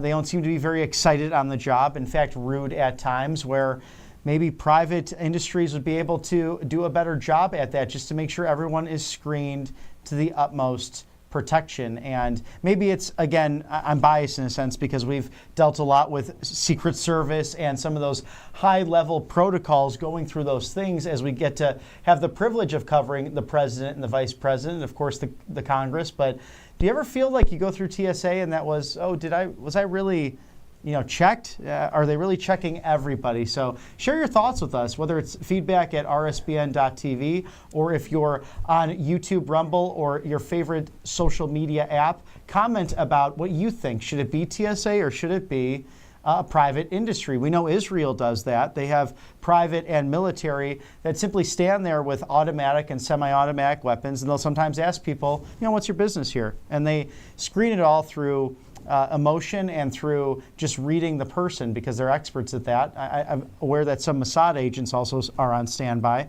Maybe it's an easier way. I don't know. Yeah, we'll see. So that's a good question. If you are a TSA agent that's out there, a shout out to the TSA agents that are nice and easy to work with. Those that aren't so much, man, I mean, we the people. We are on the same team. When we go to the gate, when we put our shoes, if you don't have TSA pre-check, if you put your shoes in and your laptop, whatever, we don't need to be yelled at. There's no reason for the yelling. Just, we know what to do. It's all good. But anyway, so we'll see what happens there. President Trump on Truth Social just a few minutes ago, I believe at 2:12, so 10 minutes ago, said, as we advance our America First agenda, it is essential that we maintain every Republican seat in Congress. We must be unified to accomplish our mission, and Elise Stefanik has been a vital part of our efforts from the very beginning. I have asked Elise, as one of my biggest allies, to remain in Congress to help me deliver historic tax cuts, great jobs, record economic growth, a secure border, energy dominance, peace through strength, and much more, so we can make America great again. The president also saying, with a very tight majority, I don't want to take a chance on anyone else running for Elise's seat. The people love Elise, and with her, we have nothing to worry about come Election Day. There are others that can do a good job at the United Nations. Therefore, Elise will stay in Congress, rejoin the House leadership team, and continue to fight for our amazing American people. Speaker Johnson is thrilled. I look forward to the day when Elise is able to join my administration in the future. She is absolutely fantastic. Thank you, Elise. That from President Trump at 2:12 Eastern Time. Major breaking news there. So we will see the replacement, who will be the ambassador to the mission at the United Nations. And I was really looking forward to Elise taking that role, but I understand how important that is to keep that majority. And she's in a very unique seat that is more of that purple. You know, it's leaning Republican, but Elise has been quite fantastic there in that role, inspiring many young women to take on leadership roles as well, especially from the Empire State of New York. So we'll be waiting to see who that next nominee will be to represent us at the United Nations. And we could have fun and talk about a few names maybe later, but there's some people running through my mind right now that would be great. I think I can read your mind. Yeah, you might. Yeah, I know exactly what you're thinking. Okay, well, that's cool. Well, if that person gets it, great. We'll say who we think after we hear from the president. We'll let the president take care of that big step there. We are hosts, anchors, reporters, commentator, correspondents. We are not in those kind of positions to make those decisions, Correct. Of course. But it's always good to be able to talk and share with you our opinion when it comes to certain things, because it's based, again, in common sense. Right. I mean, Exactly. we are a part of what you guys are as well. We the people. And we want what President Trump wants in this country. We want the America First agenda. That's what we want. And I think that anybody that is a common sense American would agree with that. Right. It's less of, the more people I talk to, especially on the campaign trail, it's less I'm a Republican, I'm a Democrat. It's more of I want to vote on the person based on principles and values. And we definitely saw that now. And I think most Americans are identifying as independent. And that's why some of the polls are skewed, because they won't tell what they want or who they want to vote for in the election booth. It's private to them, as it should be. And you have to respect that. In the meantime, we're going to take a quick commercial break, but stick with us. Have a couple great interviews coming up as we cover here at Right Side Broadcasting Network Live the latest from the Trump White House. You see that live shot there, the beautiful sunshine at 1600 Pennsylvania Avenue. Stick with us. We'll see you right after this quick commercial break. Welcome to Right Side Broadcasting Network, your trusted conservative news outlet. At RSBN, we deliver the truth when the mainstream media falls short. Since 2015, we've proudly broadcasted every single one of President Trump's iconic MAGA rallies, bringing you the excitement and energy live before anyone else. By watching RSBN, you get an unfiltered front row view of the action on the ground. We interview the crowds to give a voice to millions of Americans just like you. We show you President Trump's speeches in their entirety, free from interruptions and censorship. We cover the stories that matter to you with the integrity and passion you deserve. Thank you for choosing RSBN as your home for America First news. Together, we stand strong, united, and informed. So join us and be part of the right side of history. Hey y'all, it's Silk. from the Diamond and Silk Chit Chat live show. Look, don't forget to check me out right here on RSBN Network. Be sure to watch the show on Right Side Broadcasting Network, and I want you to support Right Side Broadcasting Network. Yes, it's imperative that you do so, okay? I look to see y'all soon. Bye-bye. I hear every day about the products you all wish MyPillow carried. Well, guess what? We probably do. Slippers, bathrobes, pet beds, blankets, mattresses, sleepwear, loungewear, duvets, comforters, pot holders, aprons, oven mitts, and so much more. And they're all on sale. For example, get our best-selling standard MyPillows for only $14.98. Body pillows, $29.98. 6-piece bath towels or kitchen towel sets, just $29.98. Multi-use MyPillow 2.0s with pillowcase, $9.98. Save $40 on our Spring Percale and Giza Dream bedsheet sets. Any size, any color, and so much more. So go to MyPillow.com or call the number on your screen. Use your promo code to save up to 80% on all MyPillow products. And I've never done this before. When you spend $100 or more, you're going to get 2 standard MyPillows absolutely free. Welcome back to RSBN Live. I'm Matthew Alvarez. I'm Robert McNeely. A joy to be with you on this beautiful Thursday afternoon as we are analyzing the latest news from the Trump White House.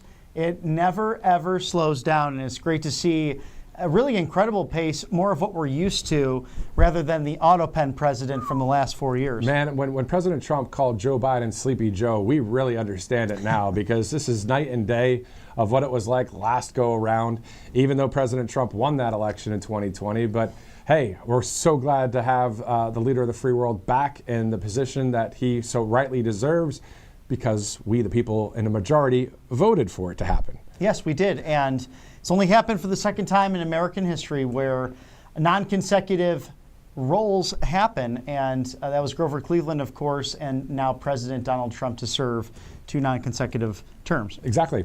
All right, so it's the bottom of the hour, switching gears now to one of the greatest things that we have in this country. A lot of us love sports. Who doesn't love sports, right? We definitely don't want men in women's sports. We know that President Trump signed that executive order, but we're also seeing in some areas across the country, some schools still trying to finagle and get that still to happen.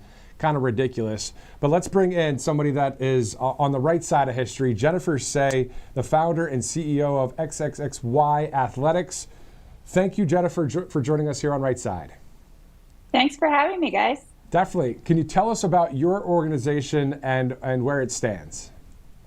Absolutely. We are a brand new athletic apparel brand. We are 1 year old as of 2 days ago, so we really are very new. We're the only athletic brand standing up for female athletes in the protection of women's sports. We make a vast range of clothes for men and women because we need men in this fight too, as you both know. This shouldn't be just women standing up for their daughters. Dads need to stand up too.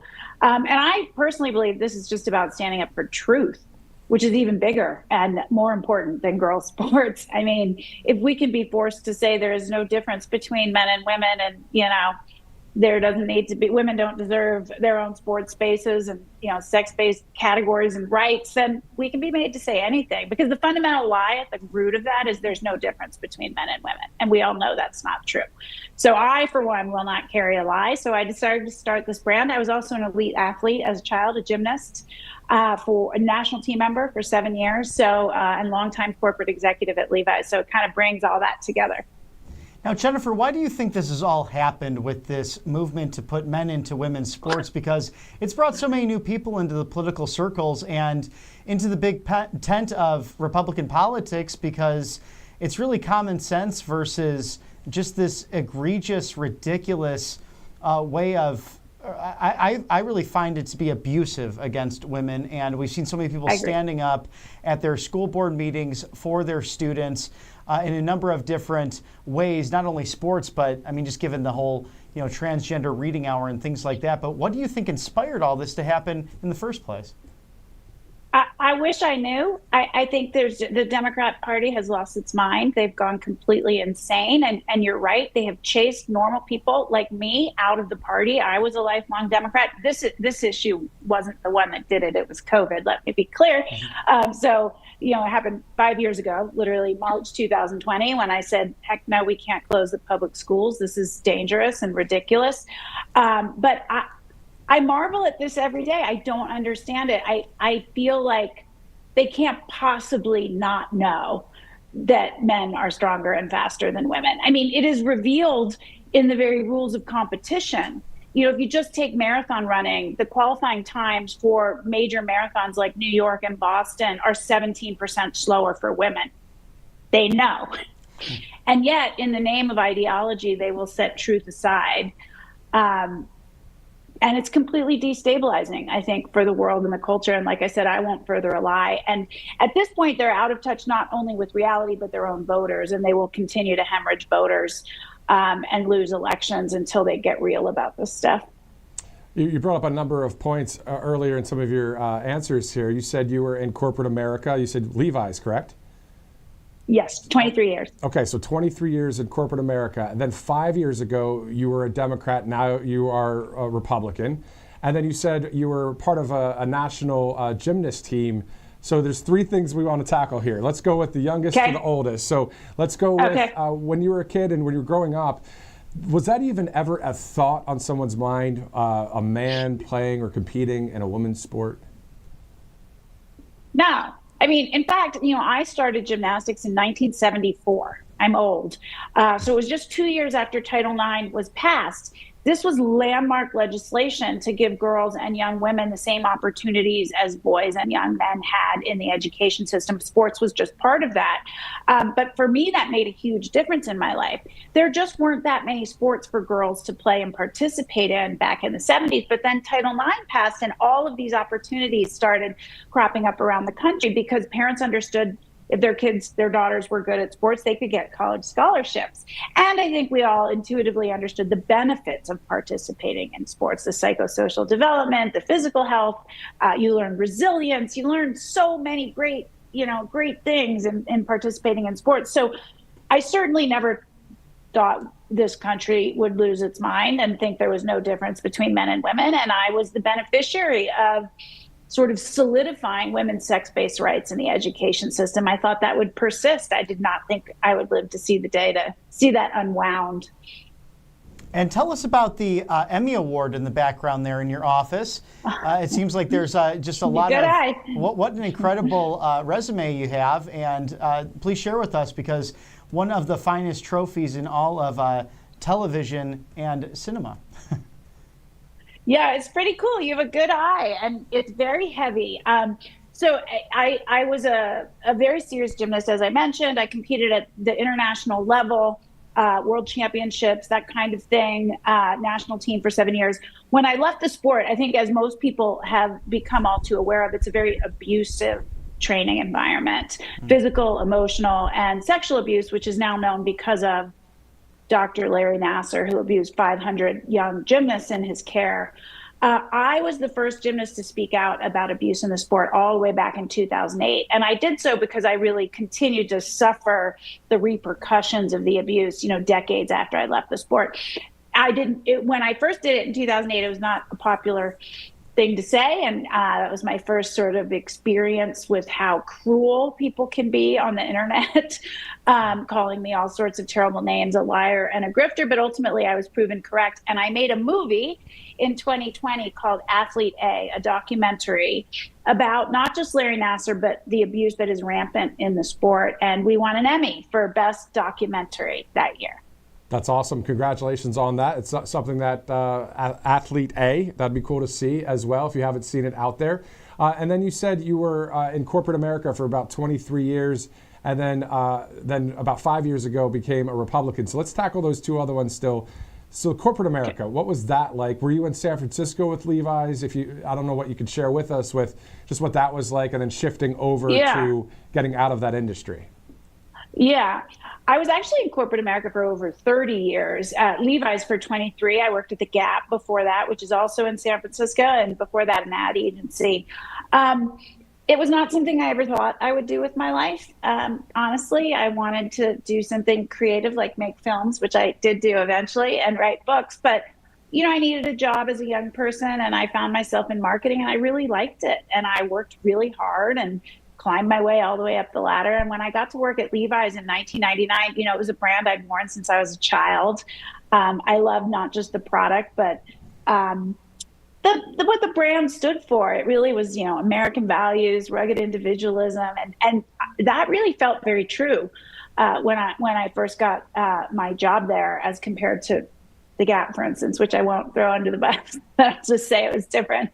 And so I loved it. I started entry level. I took a step down to get to work there because it was such an honor.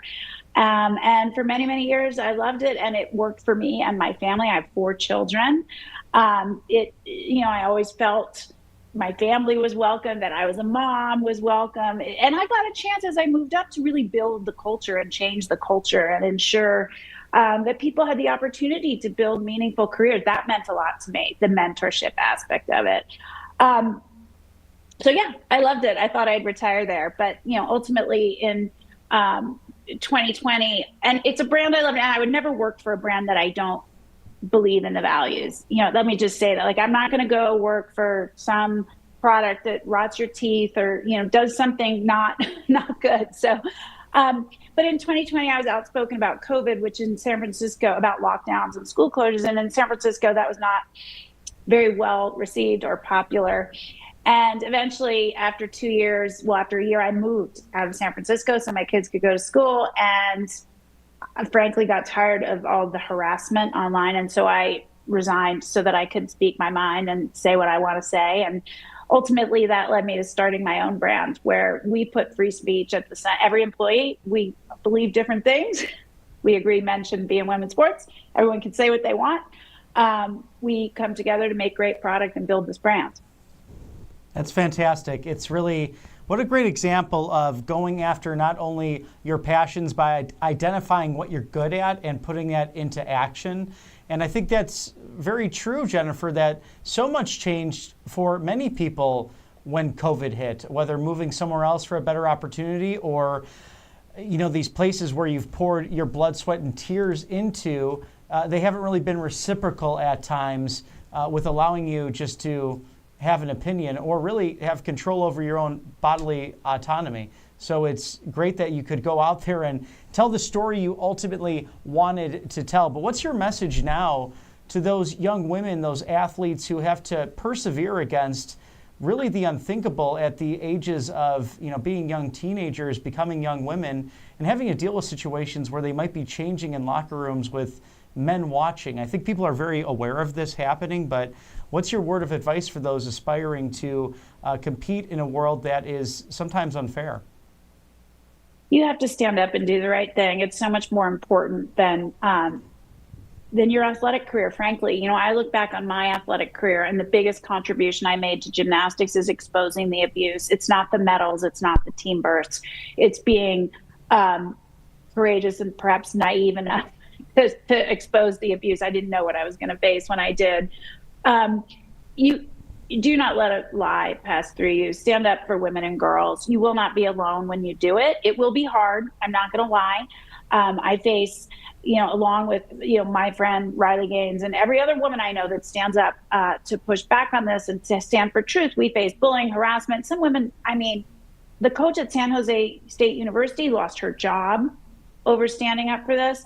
But I have not spoken with a single person who regretted having done the right thing and taken a stand. And here's the thing, 80% of Americans agree with us. This is a common sense issue. It shouldn't be political. 67% of Democrats. If we all stood up and said, no more, all the governing bodies would change the rules. But there's too many in the silent majority that are afraid of being called names. And they're afraid because they see people like me getting called names. They see people like me getting threatened. But again, if the majority just stood up and stood together across the aisle and said, this is ridiculous, it's an issue of common sense and girls' rights, we would win. And so I always encourage everyone to do it, but prepare themselves because it is difficult.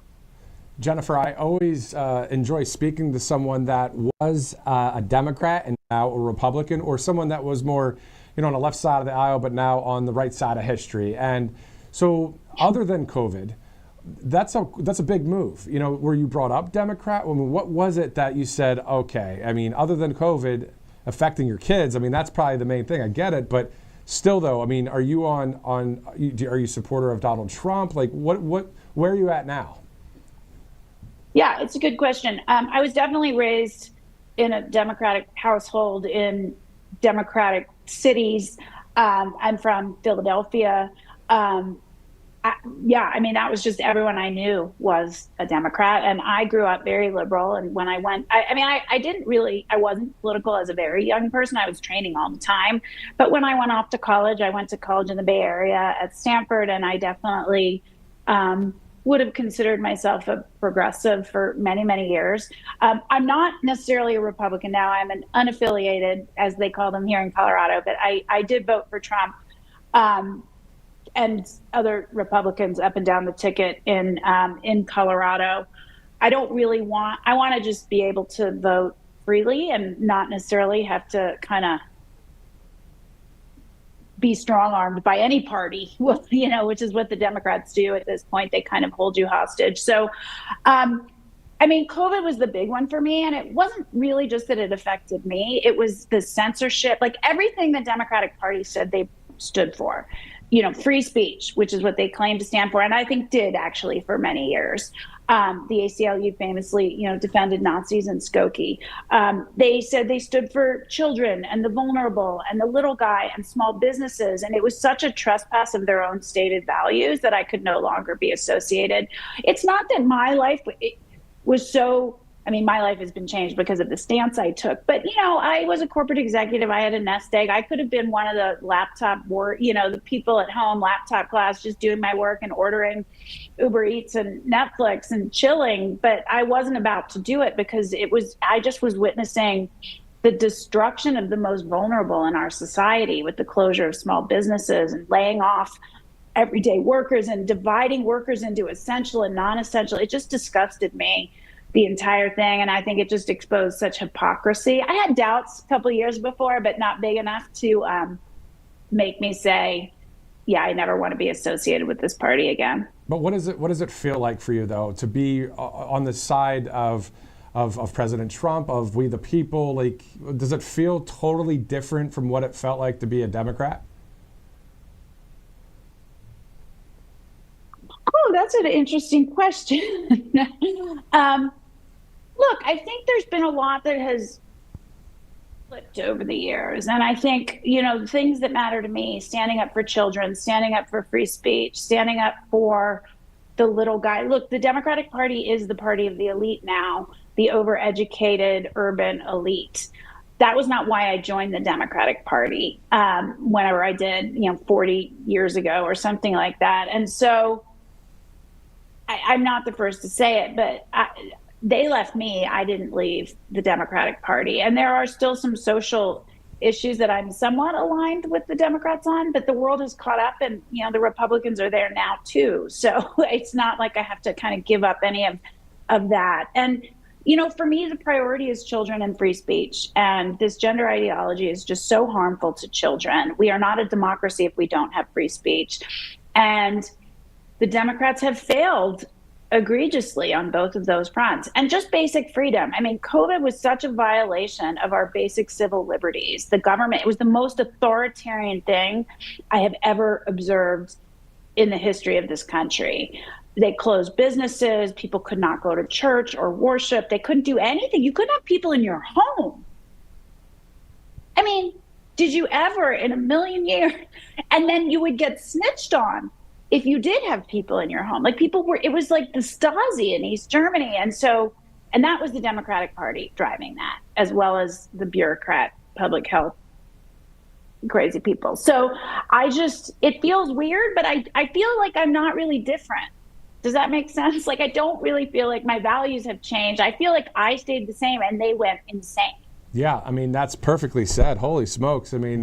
I know you didn't expect to get the interview of that caliber there, but that's what we do. Fine. Hey, it's freedom of speech, right? So, but no, it's really awesome for you to open up with us and talk to us about how you were brought up a certain way and you said no more of that, and you voted for President Trump, and you're doing great things, and it's awesome to see it.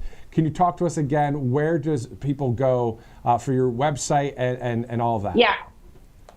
If you go to xx-xyathletics.com or just put in the truthfits.com, we have a fun little URL. It's really easy to remember. You can find amazing stuff, casual stuff, sweats, t-shirts, caps, water bottles, but also really high performance workout gear. If you're still in your New Year's resolution mode of working out and trying to get fit, which I am, world-class product. I wouldn't put product into the market that couldn't compete with the big guys. This is not a gimmick. So I promise you will not be disappointed.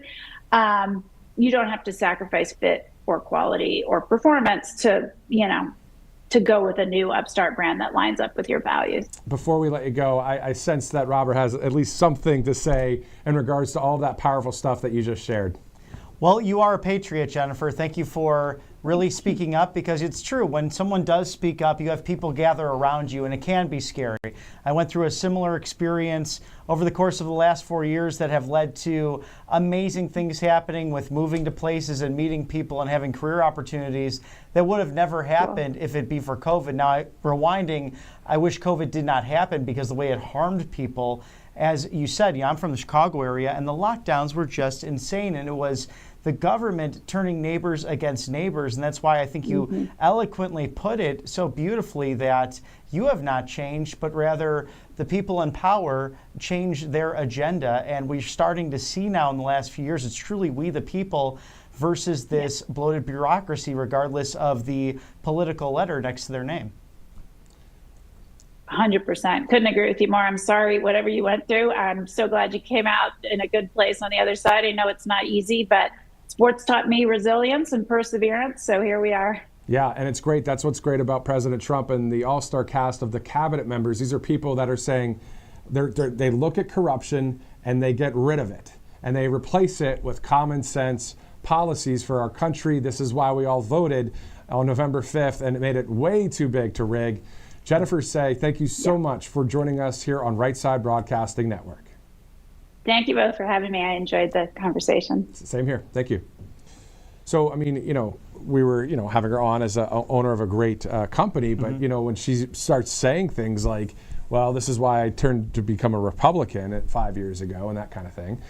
And then we have to, before we bring on Ashley Brassfield will be joining us here any second now, who also played NCAA sports as a volleyball player. So she can talk obviously a lot more than we can about a lot of this because obviously we're not ladies, but also I haven't played sports in several years. I'm kind of old now. But anyway, the point is the situation that we dealt with back in the day in COVID really showed us that there was a deep state, there was a globalist thing going on. We know President Trump's kicking some serious butt when it comes to the deep state. But at the end of the day, we have to still be vigilant of the things that are happening out there as well, even though we have a lot of wins. So let's bring in Ashley Brassfield right now, our RSBN host. Ashley, what are your thoughts about that? We're winning a lot, right? And we all know about winning. We all like sports, us three here. And we see President Trump, nailing the threes left and right, or great golf swings, or throwing touchdowns, and we're cheering him on and cheering on the team. But we still have to be vigilant for those people that did, orchestrate a thing like COVID out there, right? Right, and it's like getting on defense or offense. We have to stay on defense, even though we did win that election. We're seeing that with the Trump administration now. It's proofs in the pudding. You have to prove it. And they're doing that on the daily. We've seen that with the Women in Sports Act. A lot of the pressure, though, is coming from with Congress and being able to enact that agenda, of course. I don't think I have any issues with the administration doing what they need to do. It's really getting Congress to pass that and codify his agenda, which the American people on November 5th voted for. And we have to continue to push for that. And the administration, I do think, has done a great job. And the messaging's been pretty clear the entire time with that. And it's been incredible, especially with the women in sports. And whether, like Jennifer was just saying, one of my two biggest concerns is free speech and protecting children. And that comes into play with sports and with the education department. We've seen that with Linda McMahon. I know I just saw she was, going after Governor Newsom in California to follow federal law and what this administration is enacting. And I think that is one of the biggest points, that they're doing what they need to do. Actually, that's a great point, too, because on the next year from now, the Sunshine State will play a pivotal role in 2026, among others. You have a big governor's race that is shaping up with, of course, Byron Donalds, and special elections just next week in District 1 and District 6 for Congress. So how important is it for people to get vocal and to get involved at their local and state elections and boards in order to make sure this kind of nonsense doesn't happen, whether it's, transgender story hour for minors at the public school or whether it's men and women's sports? Right. Well, I think that, essence was activated during this last election cycle, and we cannot lose that. I'm currently in District 1 here in Florida, where that special election will be taking place, and we have to defend it. We have to go on defense. And we're seeing some losses, actually, and Scott Pressler has been talking about this all over Twitter. You may know Scott Pressler from, of course, winning Pennsylvania. He was a huge portion of that win with that swing state. And we actually lost a seat in that state recently. And we're having some issues as well in Wisconsin with the Supreme Court and being able to change some of those geographic, guidelines for those districts. And those are the main areas that you have to start locally. That's where most change happens. And supporting people like Scott Pressler and having those activated supporters down at that local level is where it starts. We're seeing a lot of good change federally, but we cannot lose that on the local level and state. And that's where the Democrats will seep in to make those changes occur. Exactly. Well, let's talk about when you played sports in the NCAA. You were a volleyball player, and then now you hear about this whole thing of the men and women's sports. Was that even a thing, just a few years ago with you at all? Did you hear about that a lot with just sports? Right. Well, I graduated the same year as Riley Gaines. So that swimming meet that took place at Georgia Tech when Leah Thomas took, away Riley Gaines' trophy. That was right as I was graduating college. I'm the same age as Riley. So yes, it was very prevalent during that time. And also, COVID was simultaneously happening at the same time. And the NCAA as a governing body has continued to fail athletes. I saw a great tweet the other day stating that, we're over it with the NCAA, stating that it's student before athlete. It's a business ordeal. We've seen this with NIL recently, with many people going to Capitol Hill to speak on that issue. So, they're a failing governing body, in my opinion. And they're taking a lot of words from these, other governing bodies with such like World Athletics, who actually just made a change to their standard when requiring buccal cheek swabs for athletes in the upcoming events for track and field to protect the women's categories in those areas. So we're seeing those organizations step up to make those changes. But of course, we see NCAA continuing to fail women's athletics overall without making those changes, and even just really student athletes overall. Do you think ultimately the NCAA could be replaced with something that will finally defend the athletes, because they failed in other areas over the course of time? I guess what's the next step to make sure that we finally don't expose our most precious, our young ladies, against this just perversion, because we have situations where they're having to change in the locker rooms with biological men. And I worry mostly about those who are in middle school, even elementary school, who might be exposed to something and their innocence taken away from them at such a young age.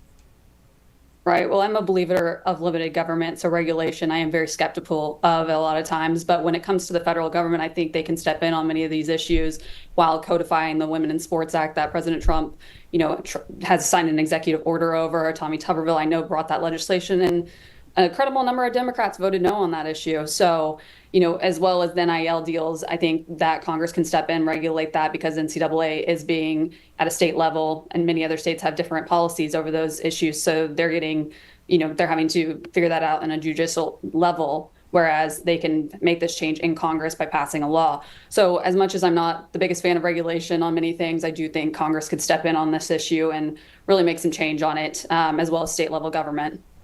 From a 30,000-foot view, before we let you go, Ashley, can you talk to us about the combination of when it was COVID, when it was men and women's sports, when it was all of these different stories happening, just the technology of being able to find out about stories left and right, like a million miles an hour of just stuff going on in this country. What was that like for you personally? How were you able to just overcome that yourself and to get to where you are today, where you're on RSBN Live with us, you're covering things like CPAC or rallies and seeing President Trump win the election? I mean, what's this like for you? It's really been incredible. It's been a dream of mine for a long time to be able to cover politics, and something that I was dreaming of even while playing beach volleyball. And it gave me a lot of opportunities to be able to do that, stepping stones, I call them. And yeah, it's been incredible. But as far as, the amount of information you were able to gather during that time, especially during COVID, where you had podcasts exploding at the time, and it was a concentration of, you can't always focus on just being an athlete. You have to form yourself into something else, and understand what issues you care about. And many of those issues were formed during that time for me. They need to change, of course, but I do think it's something a lot of people are passionate about. And like Jennifer was saying, I think she has an incredible company. We talked about the commercial, of course, as well, that they need $8 million to do a Super Bowl commercial to spread the awareness of this. It's something that is just incredible, having a company step up that cares about us female athletes, because you are going to get a lot of flack from having these beliefs in a lot of ways. But I do think that Americans, this was on the ballot in 2024, and it came true with President Trump being elected. And it's been incredible to see, just as a 24-year-old, that we are making change, and it may be slow, but we'll get there. Yeah, exactly. The majority of the country, of course, many millions of people, more than 100 million at least, on the side of President Trump. I would say most of the country, of course, the majority of the nation on the side of common sense. You said a while ago, we interviewed you while you were at the Gulf of America, and you said something about Rush Limbaugh and growing up listening to Rush a little bit. Let's talk about the great creator of conservative media. What do you remember about Rush Limbaugh? Well, of course, the first thing I remember is his booming voice, of course, just that coming through the radio of speakers of my parents' car. And I know Kayleigh McEnany kind of has the same story of just, that's how she really formulated her opinions growing up, is through listening to Rush Limbaugh.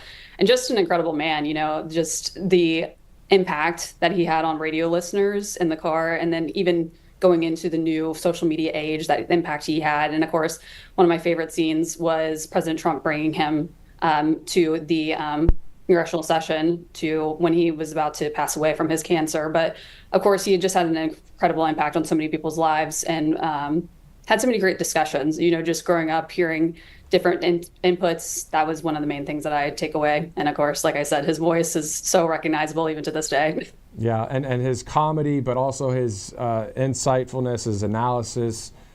And again, this was a voice that was out there and doing such a great job for so many millions of people, and an inspiration to conservative media, but also to Americans all across this country. So RSBN's Ashley Brassfield, thank you so much for your insight and talking to us today, as it's about 3 o'clock, the top of the hour. Have a great day. Good to see you. Good to see you. Thank you. So, thoughts about Rush Limbaugh?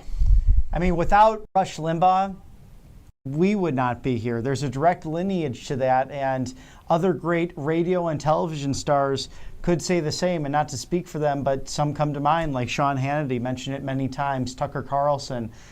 Even when you go back to that time when there's still senators sitting in their offices now, like Dick Durbin from Illinois. They were trying to censor Rush Limbaugh through the FCC, and he kept pushing back because of those founding documents. He really is the godfather of the modern conservative media, radio, television dawn over the course of the last 25 to 50 years.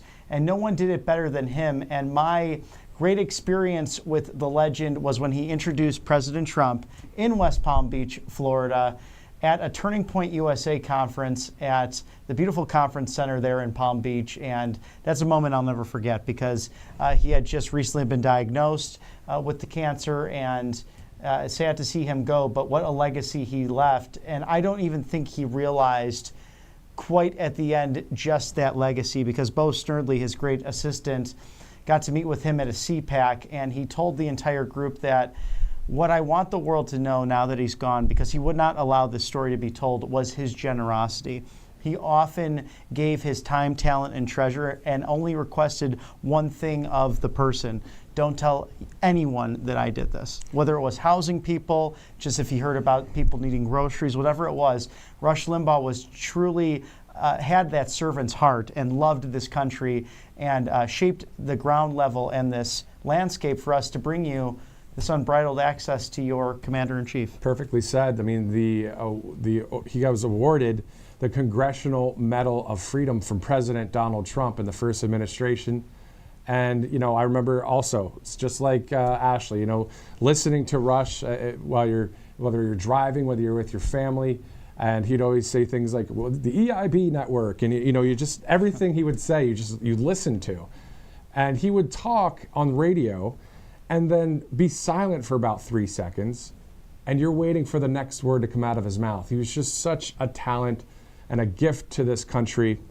And without him, to your point, there would be no conservative media to the extent that it is today. We would have been back a few years yet, because he's the one that started it all. You were mentioning some great people from Tucker Carlson and Sean Hannity, but also, of course, Mark Levin and others. A lot of greats. But Rush Limbaugh, the creator, in my opinion, of conservative media, and I believe of yours as well. Oh, 100%. They definitely have tipped the cap to him over the years, and he's someone who really brought this modern movement into focus. And I know that his friendship with President Trump was very dear to him, but also it's wonderful that he got to see everything he had discussed on the radio with countless listeners, but also what he fought for over the years came to fruition with the presidency of Donald Trump. So really something that I know President Trump is aware of as well. When you look at people who either had third-party movements, populist movements, great people that have been out there pounding the pavement for years and years, led to this moment in time. And it's something to reflect upon often. Living down a little bit of memory lane with the great Rush Limbaugh. If you'd like to hear some of his work, you obviously know where to go find it on the internet and that kind of thing. But maybe everybody should do that today. Maybe when we're done with this broadcast, go ahead, if you have a minute, to go listen to some of the things that he said and just enjoy this great man and what he did for this country. That actually wraps up our live coverage right now here on Right Side Broadcasting Network. What we do know is we're going to do a few sponsors before we go, but also tonight at about 8 o'clock, the president will be attending a religious dinner at 8 o'clock tonight. I believe it is the iftar dinner, that it's at the State Dining Room. So we'll have live coverage of that. Before we go, Colonial Metals Group, freegoldguide.com/RSBN is the place to go. Everything gold and silver. It's always good to see that when it comes to having your backup in gold and silver when it comes to money there. Let's shift over to the Trump plane as well, patriotactdeals.com. Yes, RSBN 20, that's RSBN 20 for 20% off today. And this is a limited edition. The first time this came out, it went like hotcakes. So get yours today. It could be gone by the end of the week. patriotaddictdeals.com. Angelpace.com. RSBN is the promo code. A lot of products there out of Spring, Texas. Also, you can get a pretty good discount there using that RSBN promo code. So go ahead to angelpace.com. Let's also thank Lean. If you're a yo-yo dieter like some of us, you might want to go to takelean.com. Use this dietary supplement as you are dieting and exercising. This is an awesome, great dietary supplement as well. And let's shift over to our final sponsor to thank today, mypillow.com. That spring sheet sale. Get those Giza Dream sheets and the Percale.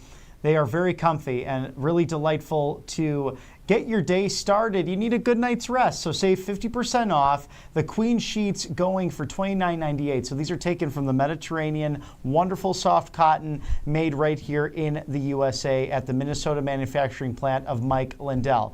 MyPillow.com/RSBN, up to 2,000 items for 50% off. Thank you to Mike Lindell, the defender of the Constitution, the defender of election integrity, and maybe the next Minnesota governor. I'll keep plugging that in because this guy has common sense, and we love what he's done bringing this beautiful product to you, the American people. MyPillow.com/RSBN. Governor Lindell of Minnesota. All right, so 3:05 Eastern Time.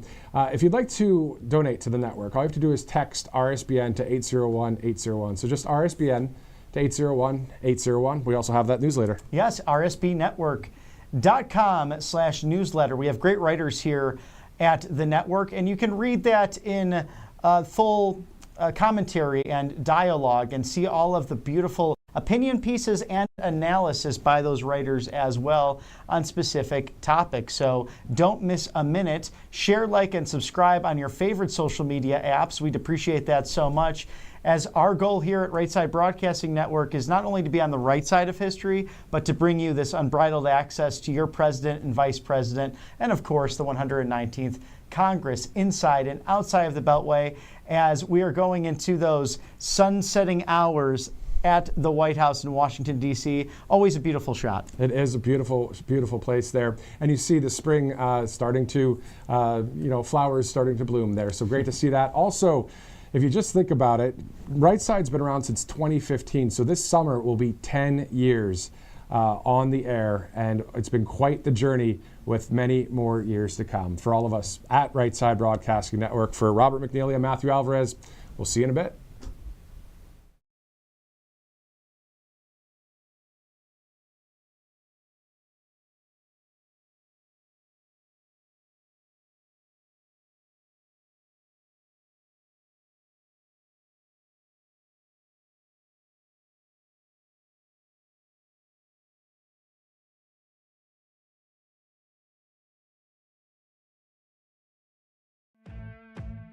Welcome to Right Side Broadcasting Network, your trusted conservative news outlet.